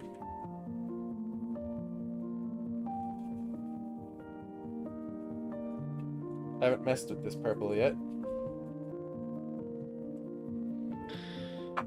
Let's see. Trying to do most of this painting with one brush here.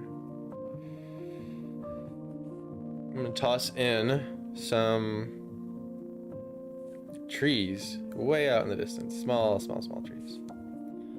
And the scene I'm going for here, it's kind of like I'm kind of trying to, it's like a big spread out. It's almost like if New Mexico, like the landscape of New Mexico was luscious and grassy, but just to spread out, if that makes sense.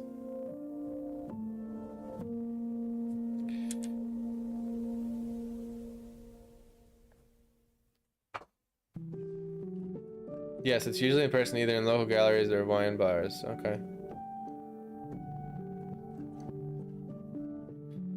Huh. Well, people will probably want to do it from the comfort of their own homes, right?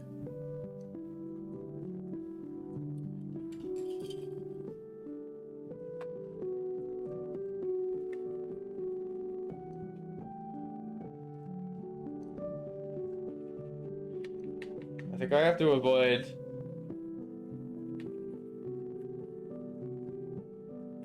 promoting any alcohol though. So I think I just always have to call it tipping.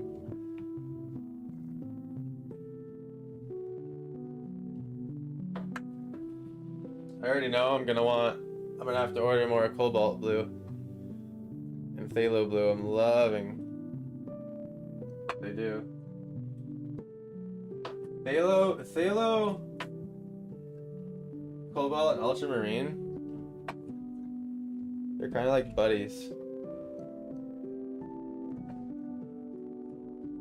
It's hard to decide what's lighter, Cobalt or Phthalo.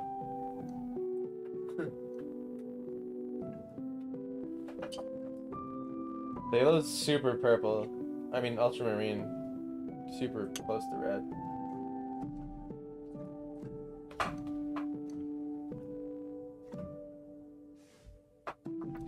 I mean, Facebook lets me set up ticket events or paid like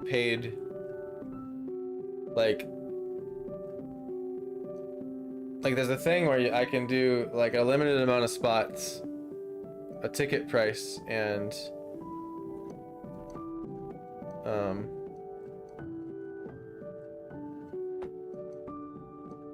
make it an event, but I think it's a Facebook only thing. Like in that case, I wouldn't be able to do it on all platforms at the same time. But I think that's probably how I'd want to do it anyway, and just invite everyone from everywhere, you know, and just take that route with it.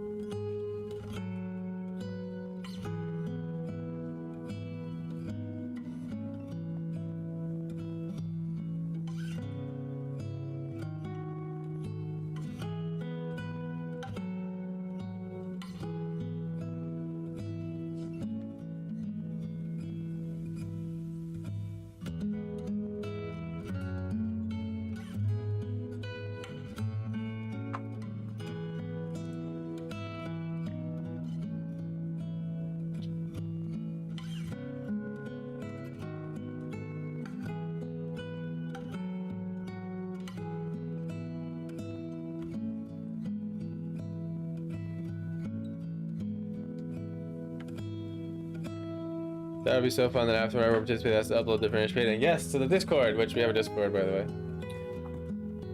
Christina, you're more than welcome to join that. I don't know if you're still here. I will type the link in chat right now. Let me see. It should do the command. No, it disabled on me there last time. Let me see.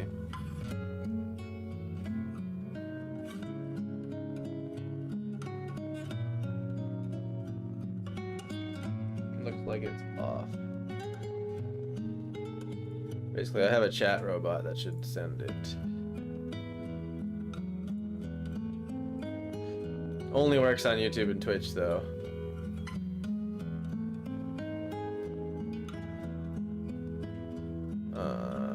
Cloudbot. Yeah. It wasn't on. I think it does this thing where if I don't stream for a certain amount of time, it like auto shuts it off. Here, let me try this command again now. If you ever need to know the Discord link, it's !Discord. Let me see here. There we go. See, now it worked. I think. Yep, there's the YouTube one. And you can become a member there. It's free. And think of it like a private chat room for chat room hangout. We all hang out there. And share art and whatnot. It looks like this. You know, you have like general chat. We share photography, pictures you took, works in progress, any art you're working on, any completed art, so on and so forth.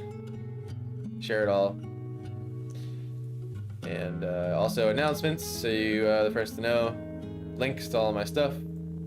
And the prompt list one, which is fun, where you can enter in a painting idea that you want to see. And it'll go into this Google Doc here. But that's pretty much all of it, shorthand. Really quick, guys, I am gonna go refill my drink. Let this layer dry up here so I can paint back on top of it. Go to the bathroom, take a little leg stretcher. We'll be back at it, chilling and painting. I'm so glad to see y'all again. It's been great. Thank you for hopping in if you are not here when I get back. And remember, 2 discount codes are lining up today for my shop. We have the one for the stream. Every stream I give you a discount code, 10% off, to thank you for watching, which expires at midnight the day of the stream. And that's Saturated 10. And this is anything off my website. The originals, the prints, which we have many different sizes of. And I don't know if you knew, but the recent ones, the Swamp and the Skateboard Ride, have 2 extra giant sizes. 24 by 36 and a 24 or a 20 by 30, which is very big. So check it out. There's a lot there. We even have stickers and the Easter egg cave bar mug, which we've had some people get and that are very happy with, as well as the coaster. But anything off with those 2 discounts. I appreciate you watching, and I'll be right back in about 2-3 minutes. Here is a recent painting time lapse that you might enjoy watching.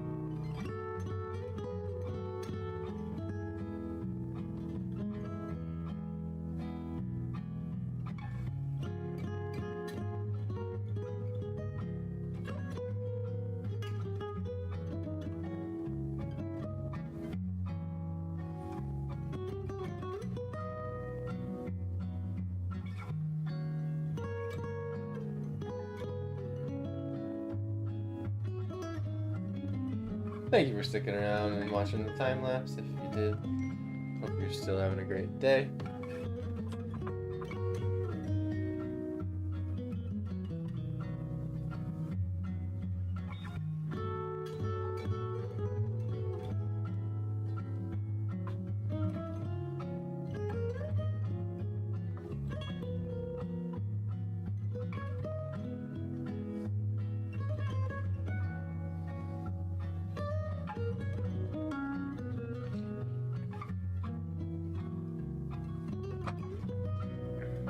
All right.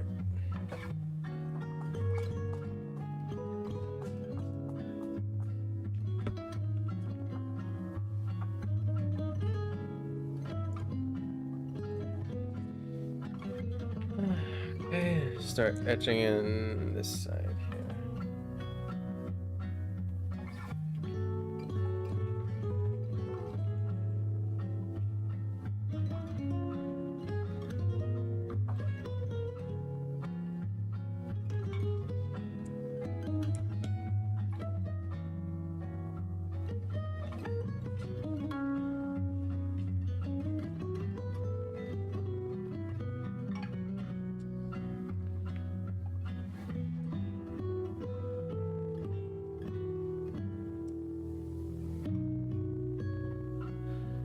The grass field I'm trying to get out here.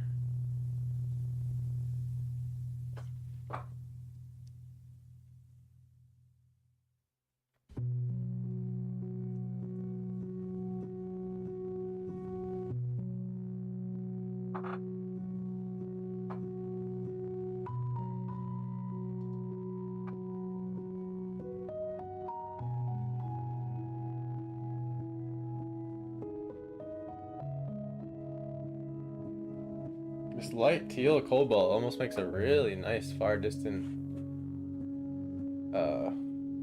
green. That was a cool time lapse. Thanks. That was a fun painting. Learned a lot in that one. I'm trying to think.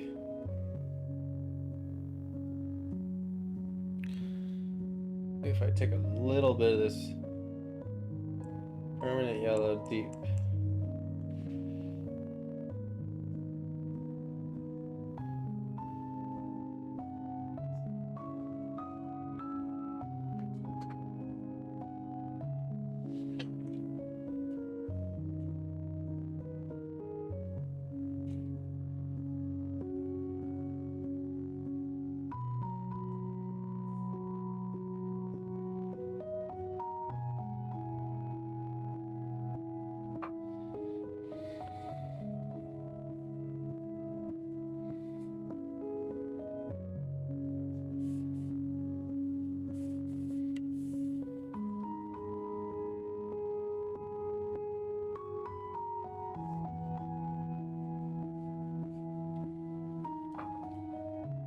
Funny because until you see it there, it looks blue.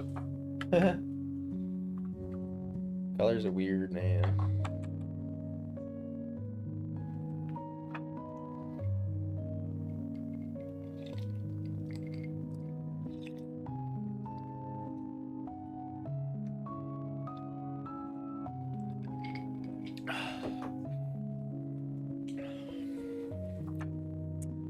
Today's a more casual stream. I was talking to Steph earlier. Just telling her about how every time I take a break from stream, I almost have to recalibrate everything because there's always something. So now that we've had a good test run, everything's gone smoothly. Great to be back at it.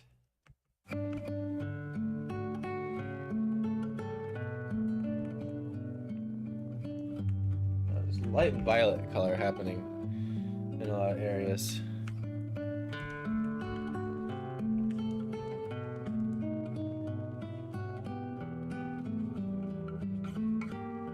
And this primary red's a great tool for that. And see, I'll put one of the purples there. That's one of them. And we have this. That kind of a color. See that? It sort of slowly moves towards red. I gotta put more of the primary out of the tube here.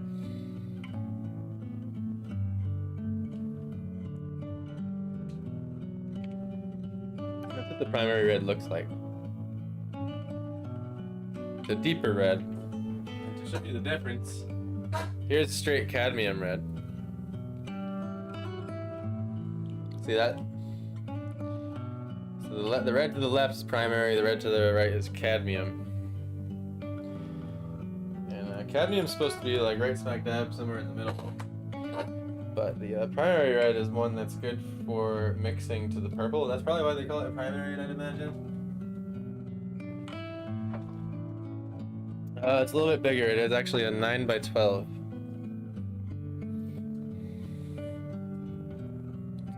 I have big hands, but there's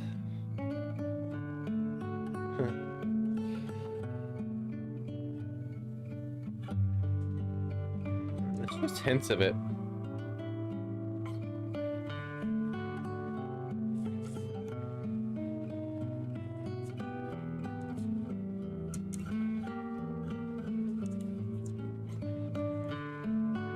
Color variation is fun and important.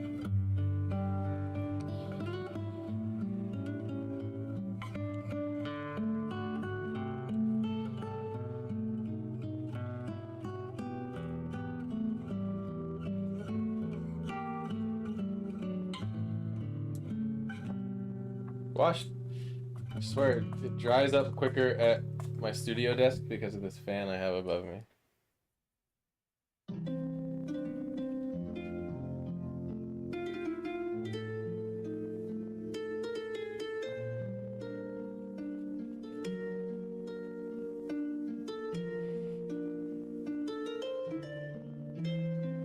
Thin this blue out slightly with water,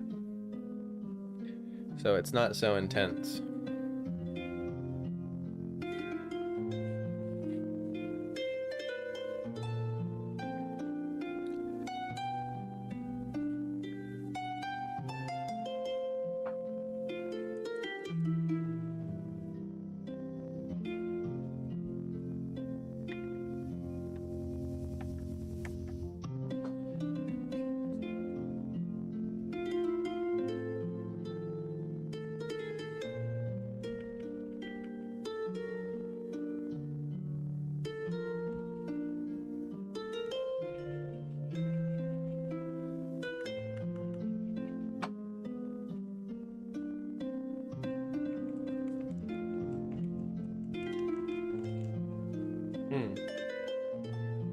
Interesting.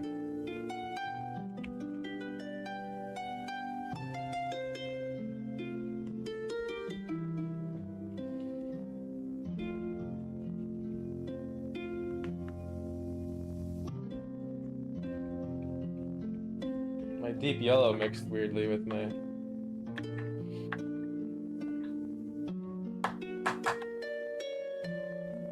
deep, I think it's called Orange Lake or something. See what lemon yellow does here.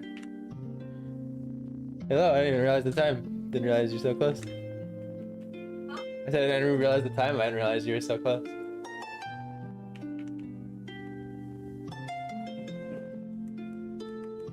I think primary yellow is actually the one I need.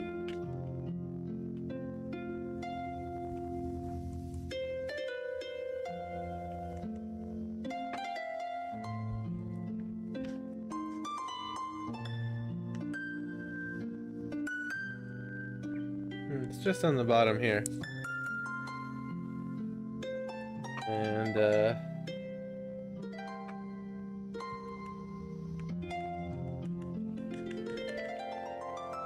put some of that primary red back in there. Such a particular color.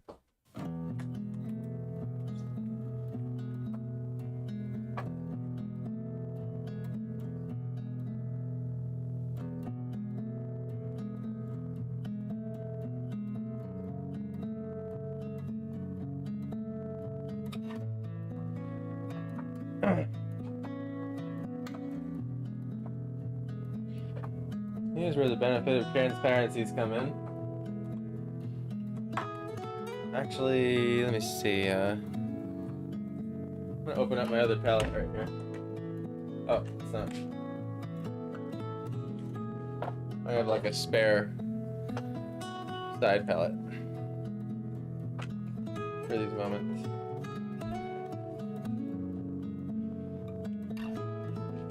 Sometimes you just run out of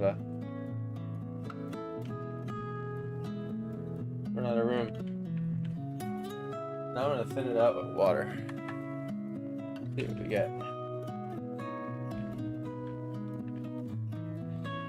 And sort of just wash over this part here.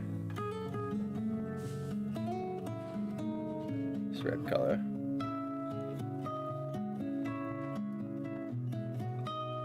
I'm gonna bring it to about here.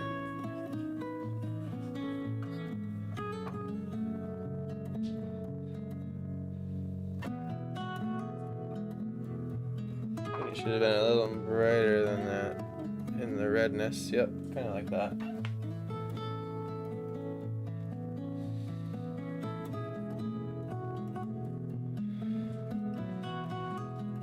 It's an experiment. Dry it up here. The trusty hairdryer. A little story behind this hairdryer. I actually got this thing about 10 years ago. It was like $9 at Walmart, and I probably brought it on countless paint jobs that I don't even know, and it's still going strong.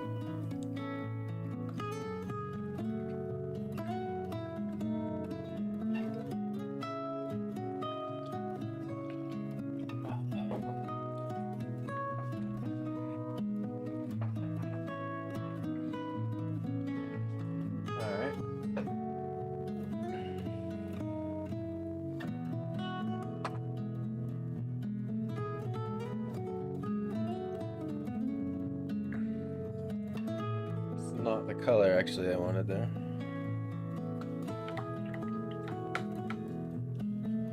Curious to see what happens when I take this color, which is the cobalt turquoise light they call it. It's a long name. The yellow.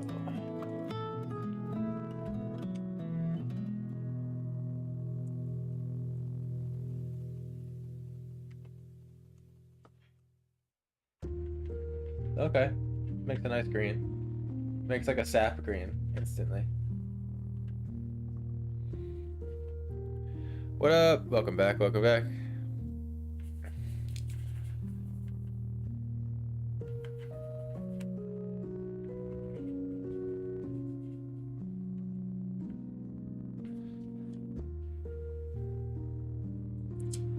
I don't really like that either.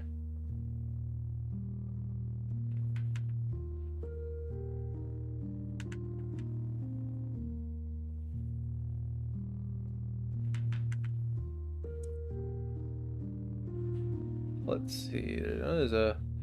I've lost a bit of my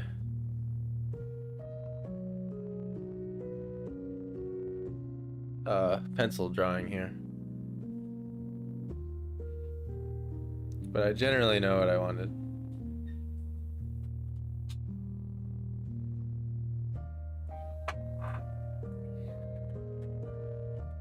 I missed a bunch. Did you really? Has it moved that much? Taking my time on the sky on this one, so the sky isn't quite there yet, but it's getting there. It needs some. I'll have to clean my palette to finish the sky. There's some extra brights I need to get there, but I like what I have with it so far, where it's not gonna, be detrimental by not doing it now.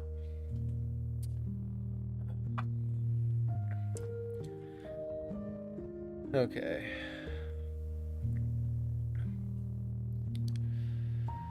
Let's see, what would be a good next step for me? Looking at my palette. Yeah. Considering what I have mixed already here. Give it another spray.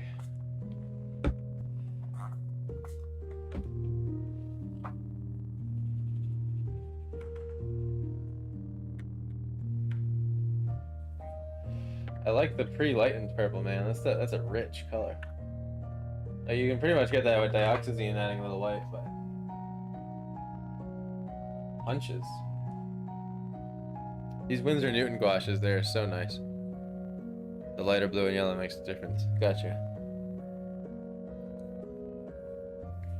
Yeah, we've added some foliage, and we're starting to get to the mid-ground here. You've probably missed some of that.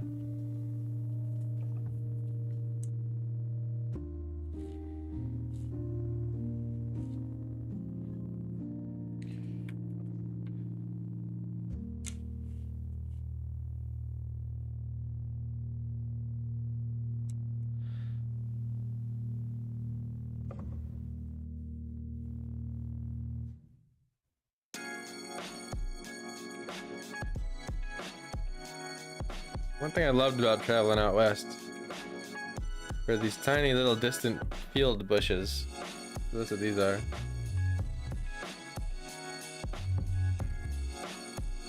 It just went out there, went on forever and ever and ever. Just in little clusters everywhere.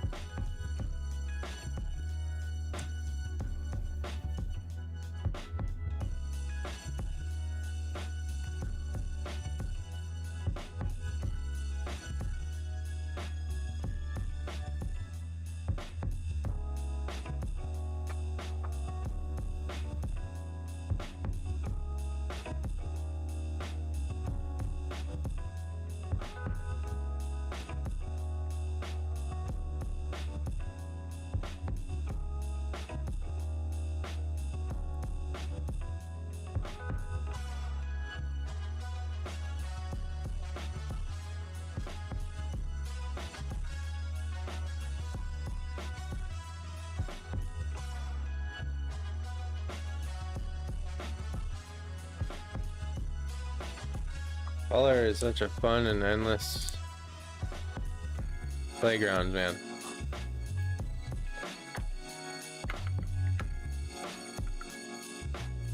I'm so fascinated with the directions and different ways you can mix it.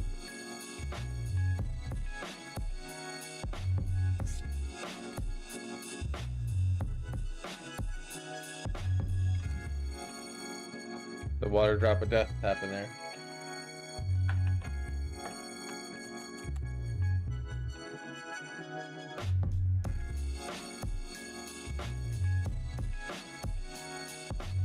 And I'm just hopping around different color variations here. It's easy. I think something I have. Oops! I didn't realize I had all that paint on my finger there. Something I've had to really slap myself on the own wrist about for a long time, over and over, is I think I'm finally gaining the discipline to not do it anymore, but basically is to, it's very easy to, when you're putting any color down, to kind of tunnel vision that color.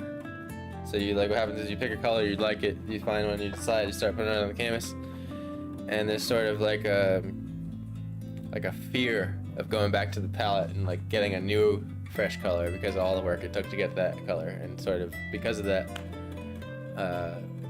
it's easy to put that color just everywhere too much. So I think the amount of time it takes me to go back to the palette to get a new color is less and less.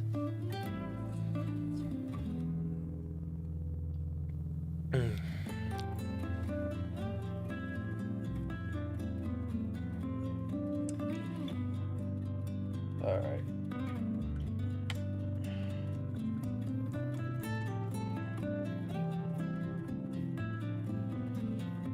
Really is quite a different purple than the brilliant purple too. Man, I got a big learning curve to go through with these pre-mixies, huh?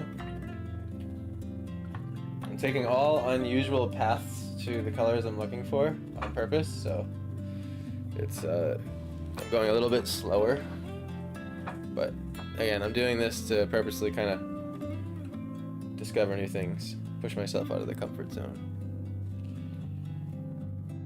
So I'm like thinking, how do I want to get this color?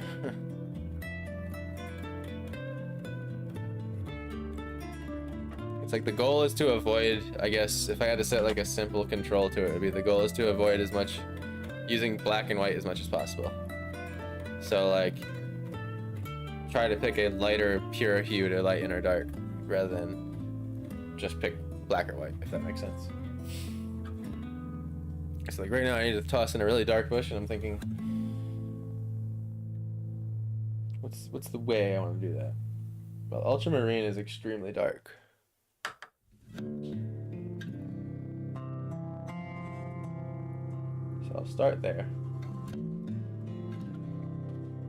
I've already kind of started the distant purple bushes, so bring it in with that. Instead of grabbing black, I'm going to grab Prussian blue, which is, I would say, the next closest thing to black. I'm going to put it somewhere else because I don't have any room.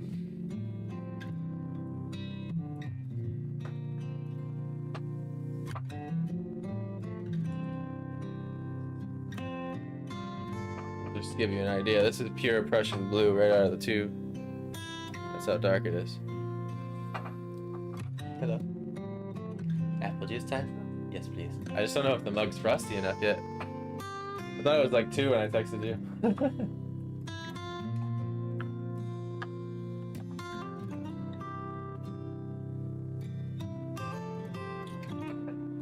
Apple juice time.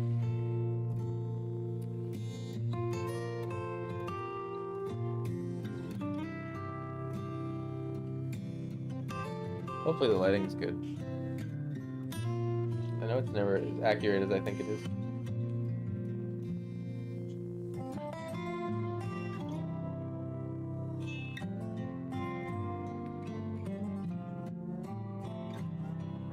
Cheers!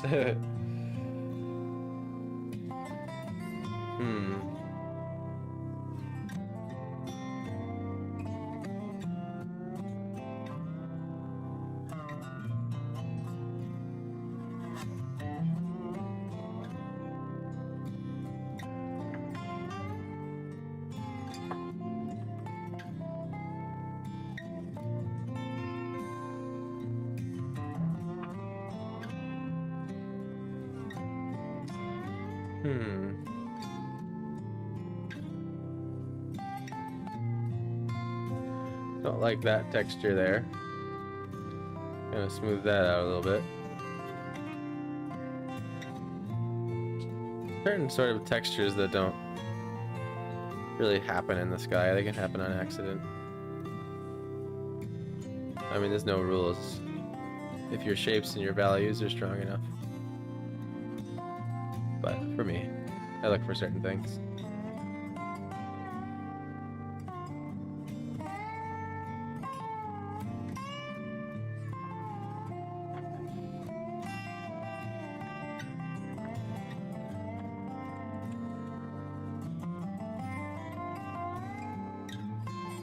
Thank you so much. Oh, really? Yeah. Oh, no.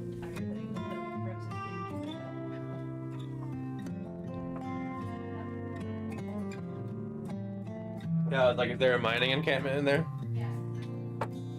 Mining for some ebony ore? Apple juice ore?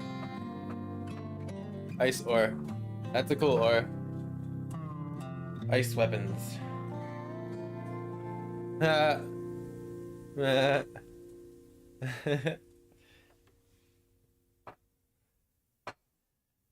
back to the Prussian blue moment here.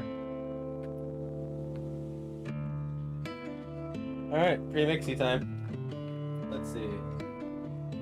Ooh. I forgot about a weird color that I bought. It's called... I don't know if I'm saying this correctly. Pyroline black?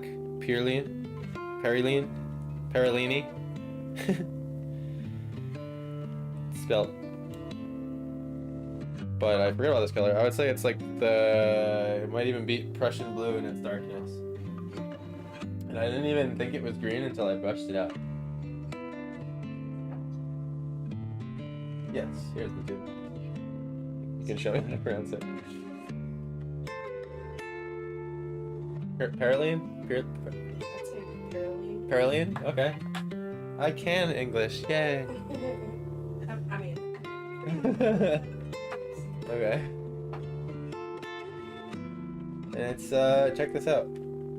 It is a very dark green. I don't even know if you can see the green. But it is. There it is. See the green? Very dark. It's almost like ready to go. What happens when it's mixed with Russian blue? I'm just kidding, it's not Russian. Yeah, some Perylene green and Prussian blue. Now I'm starting to sound like Bob Ross.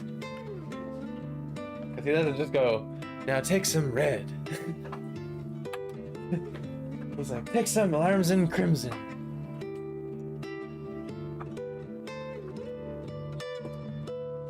Oh man. You know, there's apple juice and then there's carbonated apple juice. Mm-mm. You know what I mean there, Steffi? Also, another mistake that I'm like increasingly trying to be better about is like not splashing drops all over my painting on accident. So I got that going for me lately. Ooh, that gets black. Holy moly. I mixed the Perylene green with blue, with Prussian blue, and I mean, it just looks black. Is that what colors make black? I want to grab some white here quick because I just want to see what color we made. It's something you can do if a color is really dark. Can't see it? Yeah, I got some white. Gotta see what it is. Ah. So it makes... Huh.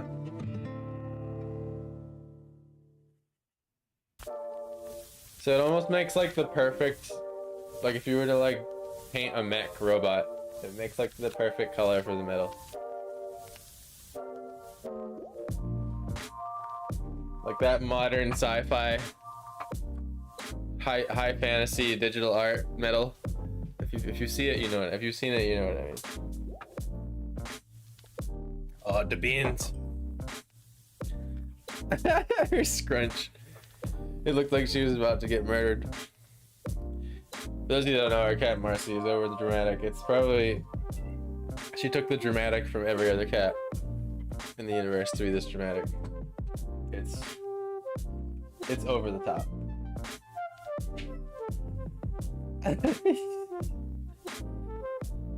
It's like know her your entire life, but she acts like you're killing her every time. So funny. I feel like it's a little underexposed. That looks better. I forget how much light I get from the window during the day.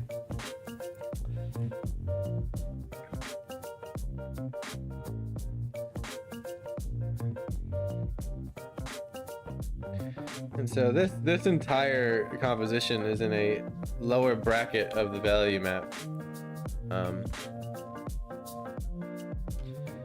And what I mean by that is you have from the darkest you can see to the lightest you can see, right? But then within a drawing you need to have your lights, mids, and darks. But you can have the light, mids, and darks of a particular area of the entire value spectrum. So you can think like you have your darkest to your lightest, and you can pick a particular bracket of value within that entire scale, and then divide that into light, medium, dark.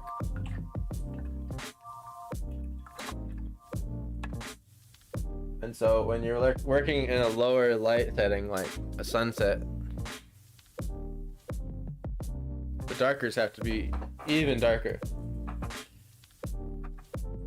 The darkers have to be even darker. The darks have to be even darker.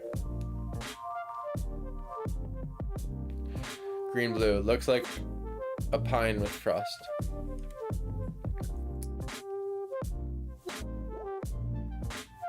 Yes. You're talking about the lighter color. Yes, indeed. It's almost if you took sage too and sort of muddied it up with some blue. Like a light sage.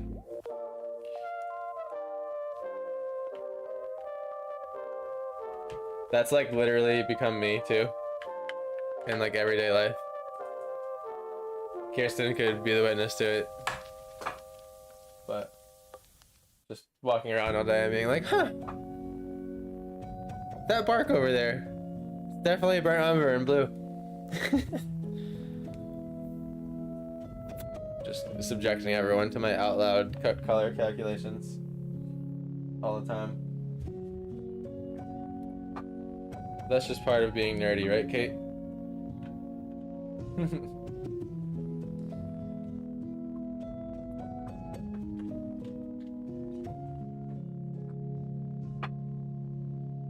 Prussian blue.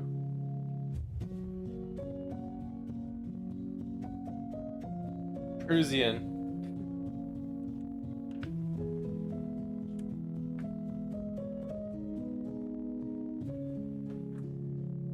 What's this? Indigo. I forgot I had indigo. It's another very dark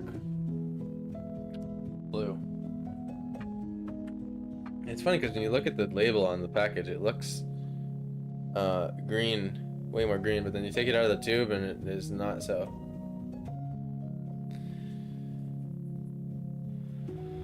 As I said, I'm taking my time with colors here because I'm learning.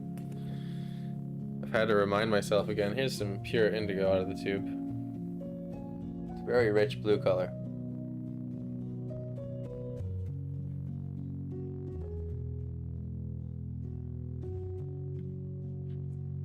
Actually, it would be nice for some of these. Just toss some pure indigo on these bushes way out here. Because I can. Bob Ross said I could. He said it was my world, and I can put any happy bush I want.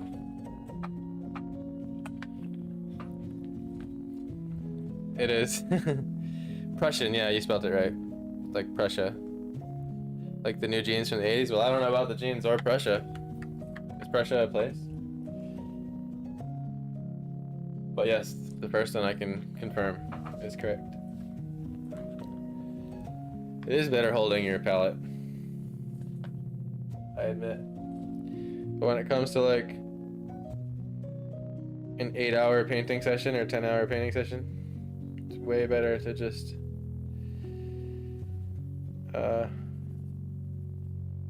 have it on the table. Again, if I were to light in this green,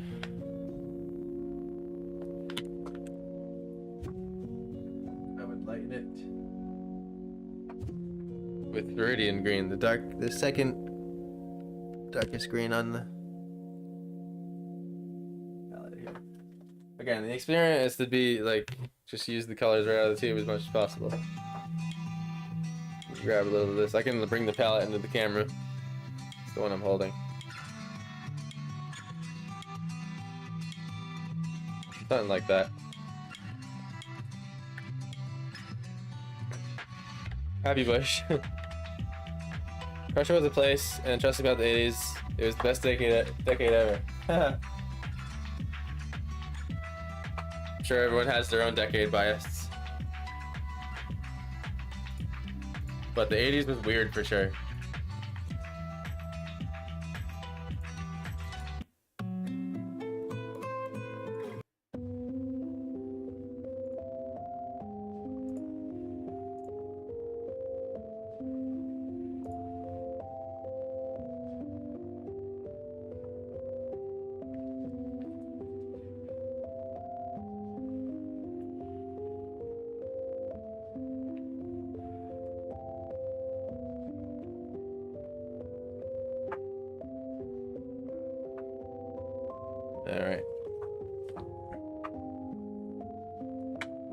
See if I can get the rest of the painting with just this flat brush here. I started with an even bigger brush for the block out of the sky, so I'll probably switch back to that bigger brush. It's the same brush, just a little bigger, flat head. And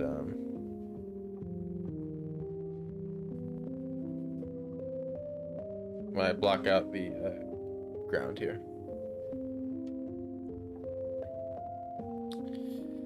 Yeah, let's see.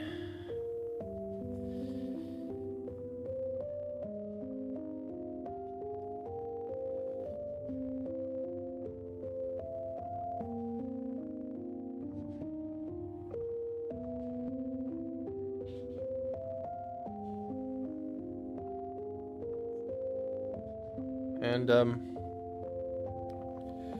just trying to get the strong silhouette of this tree here.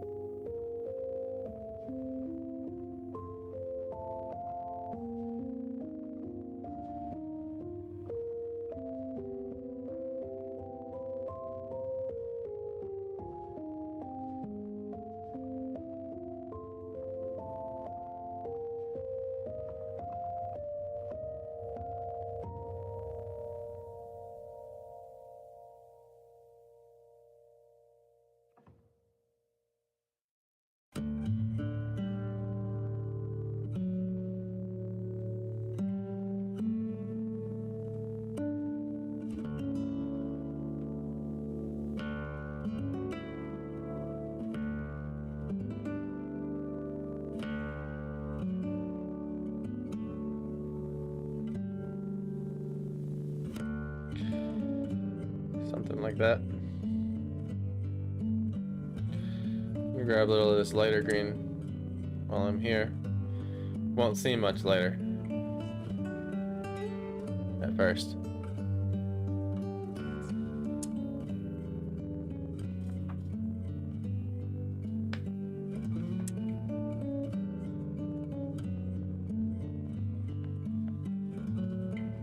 Actually, I ran out.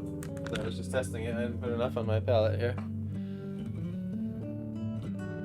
What's up, Star Trek? Good to see you, man. Still calming? So go ahead. It's the overall vibe I want to have here.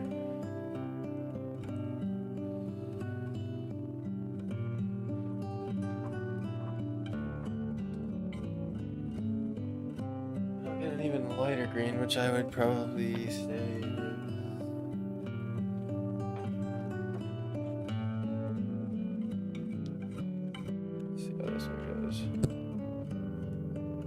Permanent green deep.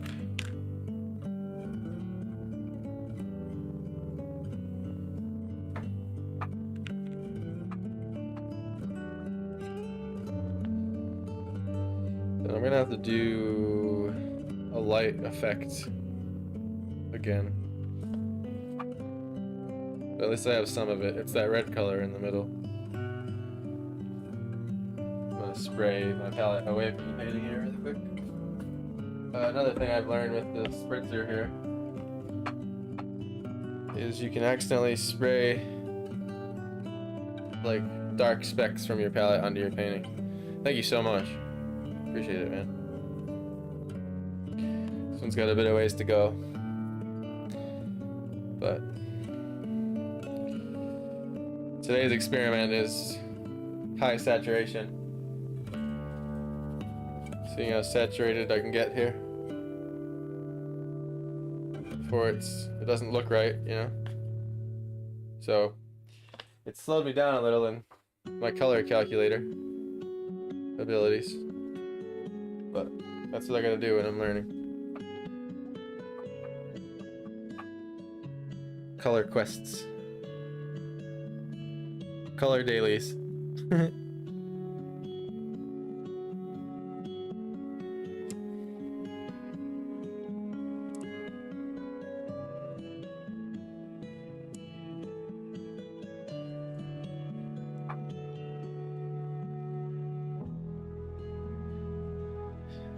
The goal with this year is to get through as many paintings as possible, to learn, prove.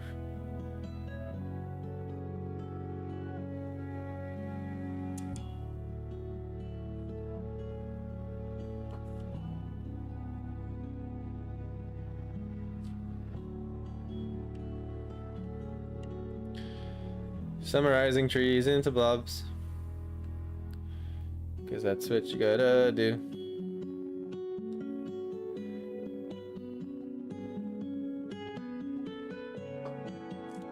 How's today treating you, Star Trek? You having a good day?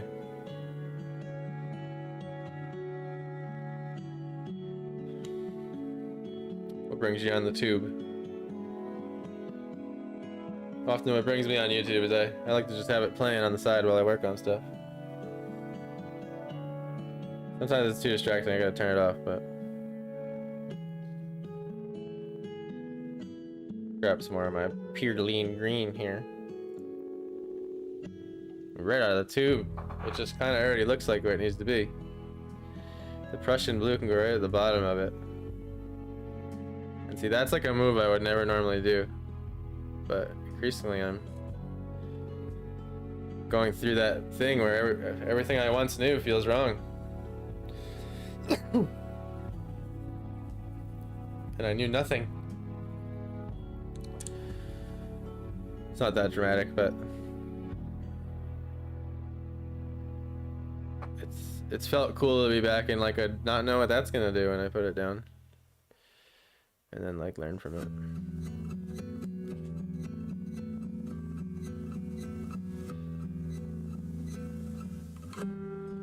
This one definitely needs that.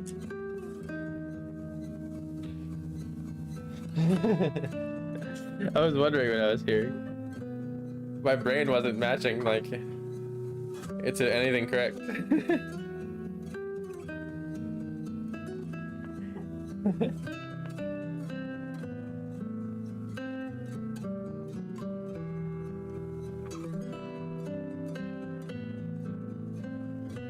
And right about here, let's see.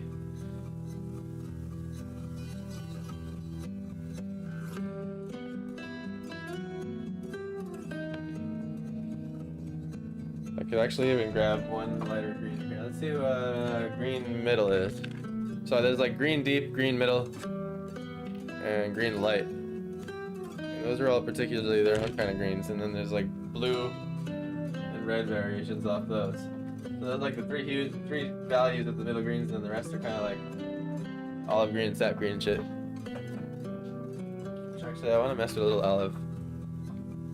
A couple olives.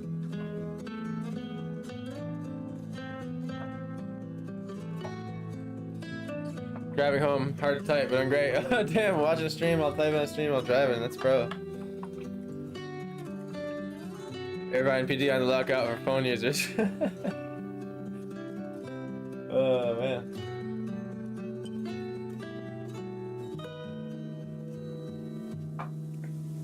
I mean, I'm guilty of listening to podcasts and streams in the car too. I wish you could be like,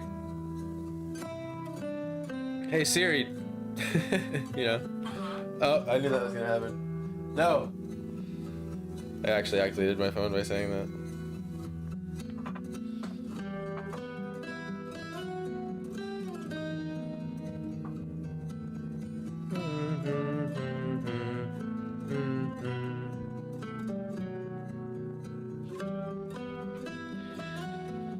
Let's see if the whitelist works today with the Facebook thing.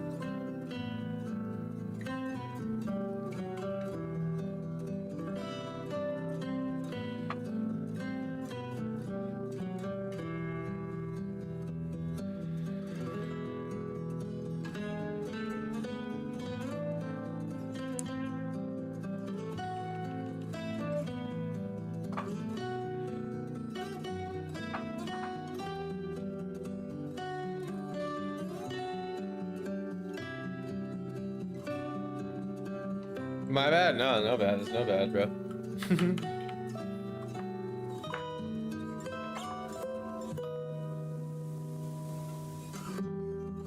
The green painting alternate name. Tiberium. Oh, you're talking about that one I did recently? Like the... like the weird I didn't know what to call it one or whatever.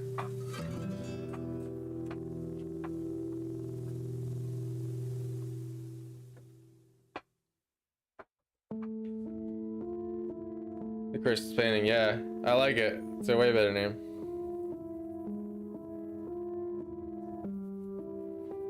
I'll name it to Tiberium in honor of you. If you don't mind. I don't want to steal your idea, you know?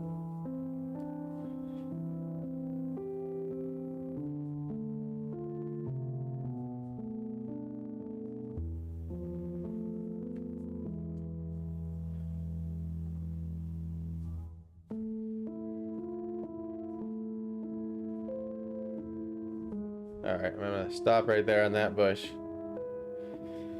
Just a couple other things I gotta paint before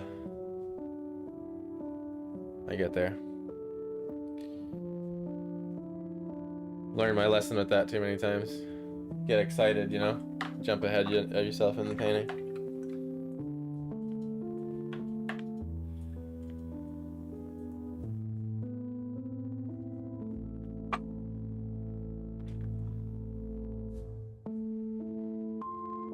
It's okay, Stonemir stole my dragon idea in podcast lives.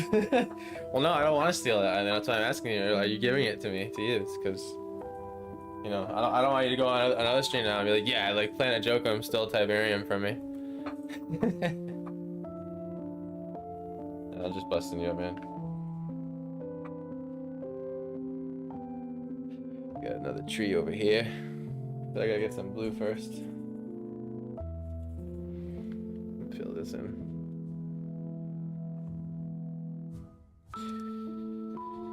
I am loving these purples and this bright, brilliant. It's called Brilliant Violet. No, it's just called Light Purple. Wait a second. There is a bright violet. Now I'm all messed up. Which one's lighter? Brilliant Purple. Damn, Brilliant Purple's dark. Brilliant probably doesn't mean bright then. It was the light purple I was talking about. Yeah. That's like one of those ones I like got. I wasn't sure if I'd like use it or find a use for it, but damn, I found a use for it just now.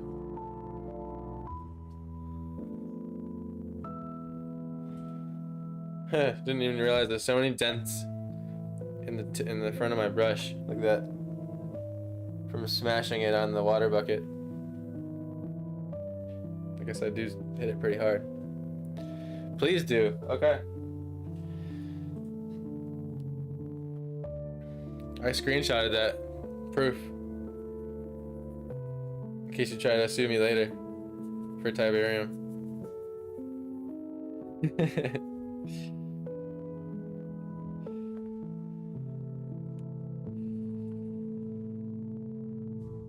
My Viridian Green, I'm not gonna lie, kind of came in a little meh. Which happens, you know, like 1 out of every 30 tubes you get, like you'll get kind of a, I don't know what it is. I assume it's just old or something, or got some air in it. I can't. I don't even know what you're laughing at, Kate. I say like ridiculous shit the whole time, so.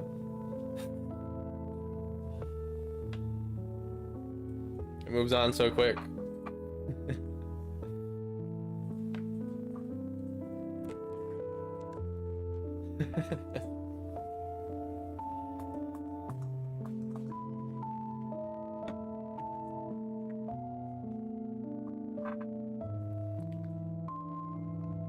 It almost sounds like Vivarium.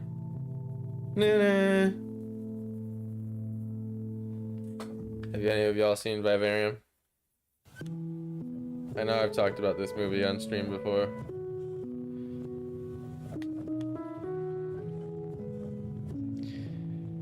It's one of those movies that's low rated, but I think it's fucking awesome.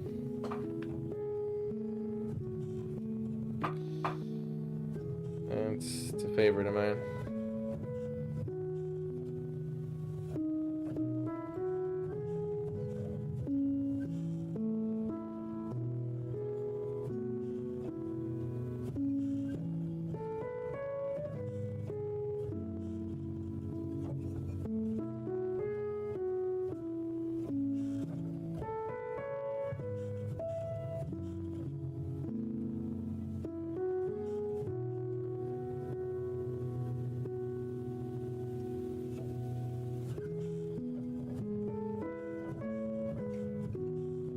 Tossing in this sort of rose color here and there. I really like it.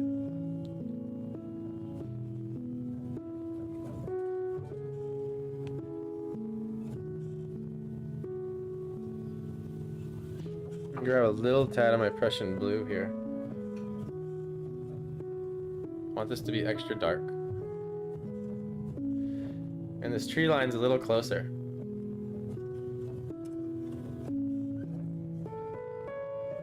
And I kind of like how it makes the land look like it's going up the hill on the side here a little bit, so I'm gonna take my time. Oh, this, ooh, I got a chunk of paint. Didn't even notice that was on my brush.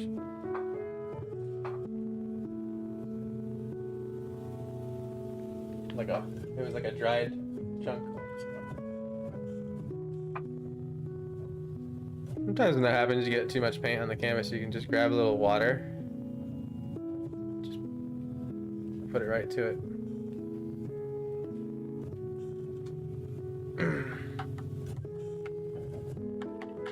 No, I should though, as a sci-fi. I don't know, what would you call Vivarium? Would you call Vivarium sci-fi?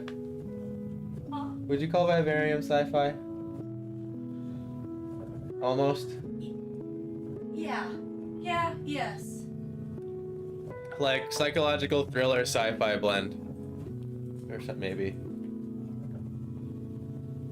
I don't know. It's hard to say if it's. I mean, I feel like it morphs. Yeah, it morphs because It kind of feels psychological thrillery at first, and then it goes more sci. yeah, agreed. So it's definitely not a true psychological. Yeah, so it's hard to place, I guess, Kate. But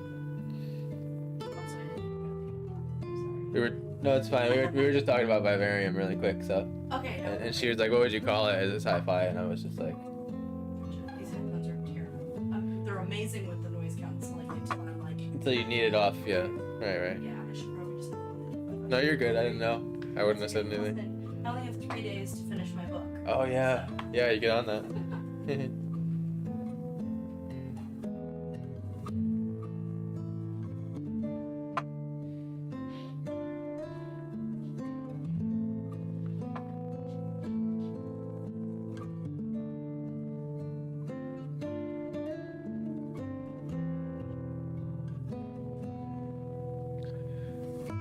Hey, we reached 100 comments. Check that out. Y'all are the best. Appreciate y'all engaged and having a good time. Contributing to the chat makes it more fun. Would be nothing without y'all.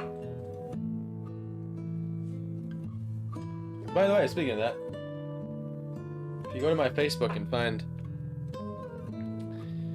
the recent post asking you, in fact, whatever. It's the recent post asking to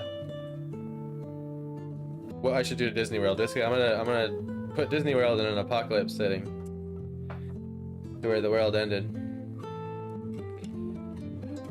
And I was just kind of asking people what it should be. You know, should it be a tsunami? Should it be black holes? Should it be war? Should it be a flood? Whatever, ice age. And basically, if you go give me an idea, you've entered in to win a free print of it once I'm done painting it. So I just want to let you know that. There's also 2 discount codes lining up today for my website. One is to thank you for watching the stream today, as usual. That's Saturated 10, to give you 10% off any one of your orders. And then the other one's a Valentine's Day discount I have running until Valentine's Day. So if you want to get that special someone a gift from my website, whether an artwork, something you see, you know, he or she may like, figured you should know. And it's a big one. It's 20% off. One of the highest discounts I've ever done.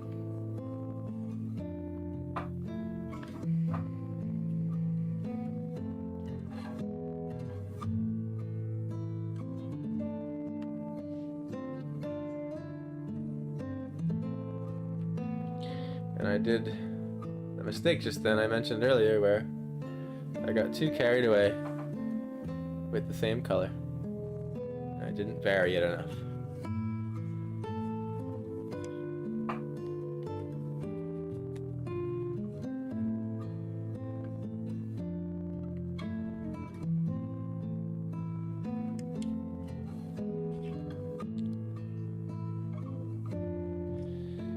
throw in this rose.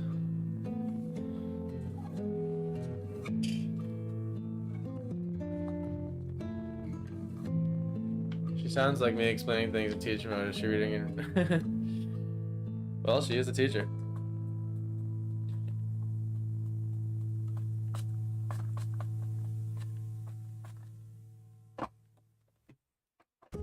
Cooley, too scary. What's too scary?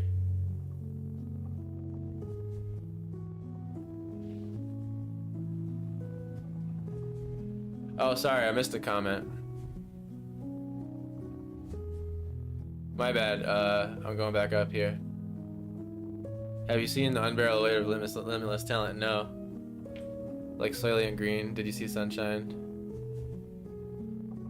Sci-fi. I haven't seen either of those.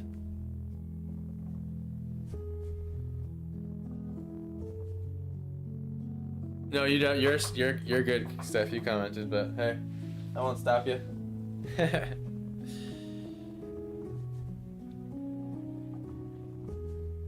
Tidal wave, nice.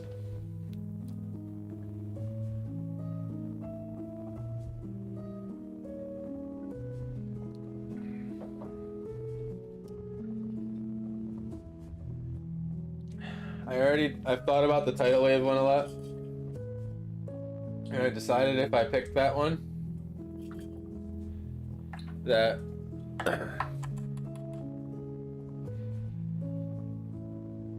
I think it's gonna have to be like mid-tidal wave, you know what I mean? Like, you ever see those pictures or those videos when there's a tidal wave hitting like a lighthouse and it's just like wrapping around it? So picture like the Disney castle. You know, the tidal wave's hitting like the highest peak of it, just about smashing it. You know, maybe it's like snapping off. You know, it's already in the air, snapped off from the initial punch of the tidal wave. You know what I mean? And on the bottom, it started like flooding in. Maybe Mickey Mouse is running away. Ah! Yeah, the guy in the Mickey Mouse suit, but like his head is. Well, see, the thing is.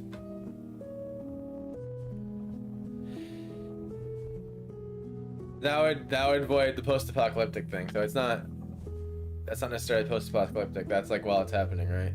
Post-apocalyptic's like way after. Post, hence post. The word post. I don't know, just brainstorming. That's why I haven't started it yet. I'm still thinking about what I want to do with that.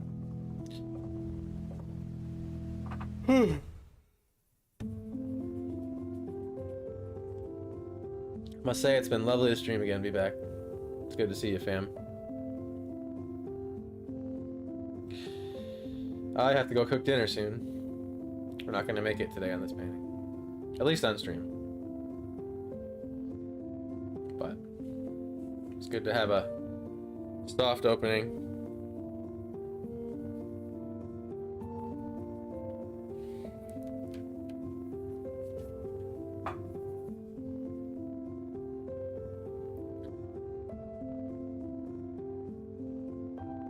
And the next part of this painting is going to be exciting too. It's too bad. But I will finish it on. There are 2 more trees I want to put over here.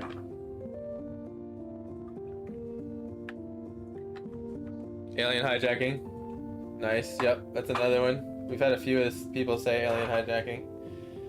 We've had some really creative ones.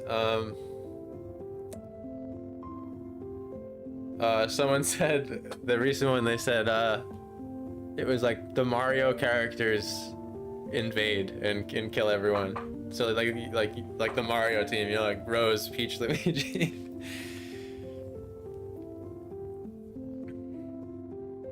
Which is kind of funny, you know, because that's like 2 universes, but that opens a can of worms of like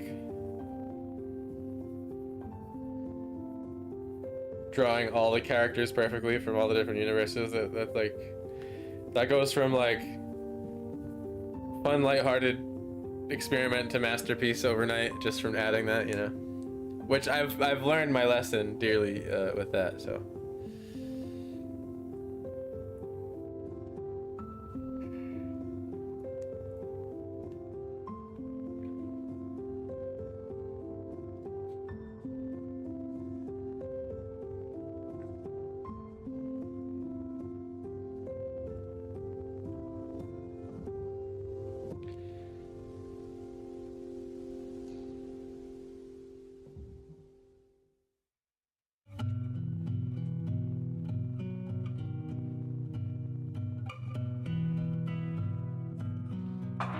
one tree there.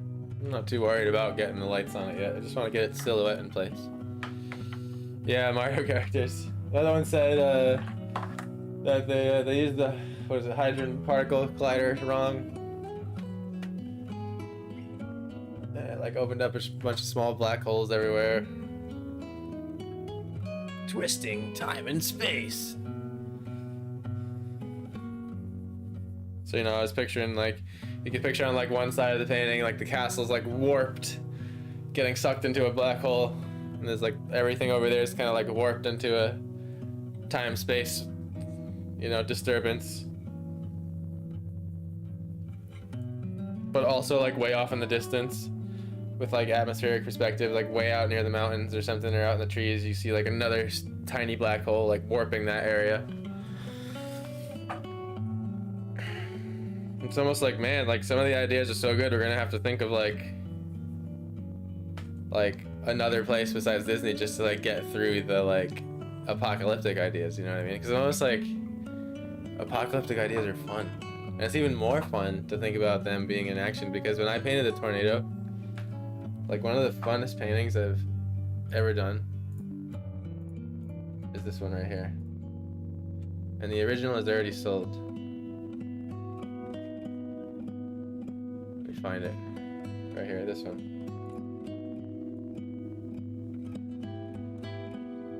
I painted a tornado like ripping through a street, and man, it was just such a fun painting, like trying to get that energy. It crops it a little bit, but whatever.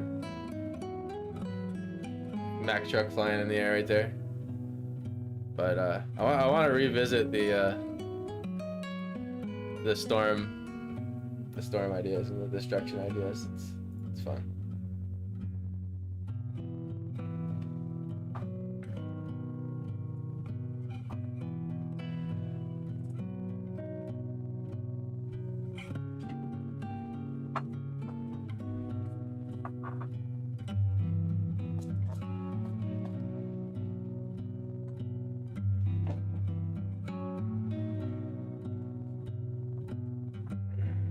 Red. Yeah, I like the out there ones. There's another idea I have. I may visit again that also has to do with the tornado, and it's I pictured sort of like, imagine a scene where the family's at the dinner table eating dinner, and the tornado just started like ripping the wall off, so you have like half the house intact and half the house flying up into the tornado, but the perspective, like camera, like looking out at it, looking up at it. Thought that would be pretty fun. I did like what Indigo brought to the table here. I love that I can reactivate my palette again later. That's one huge benefit to gouache.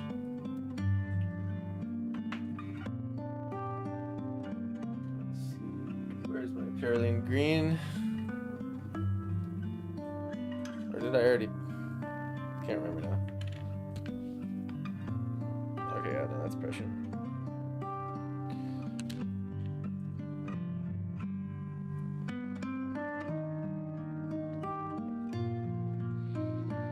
Sharknado. Yeah.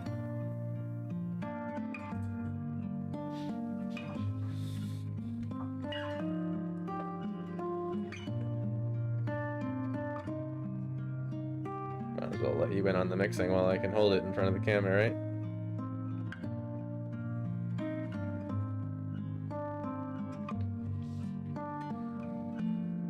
Got a bit darker in here, didn't it? Whoops. We got a little bit of exposure left. There we go.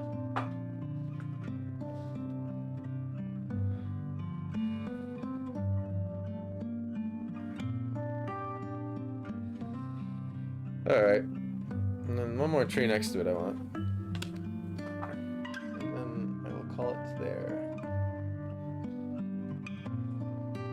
Do more of a fatty tree here. And this, there's a hedge right here, a bush I want it to come right under this tree's gonna be right about here. It's gonna be buddies with this one, it's gonna be close.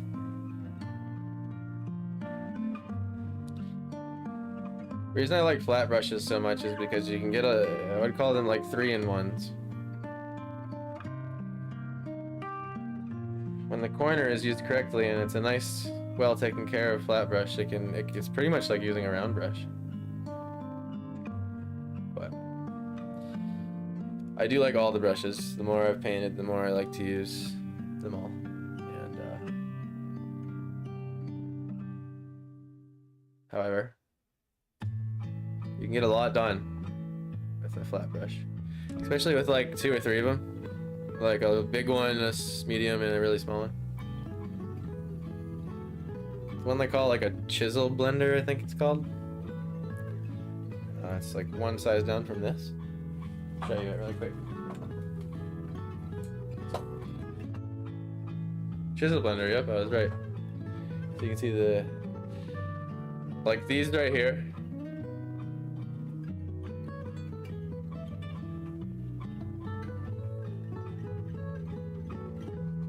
These 3 sizes.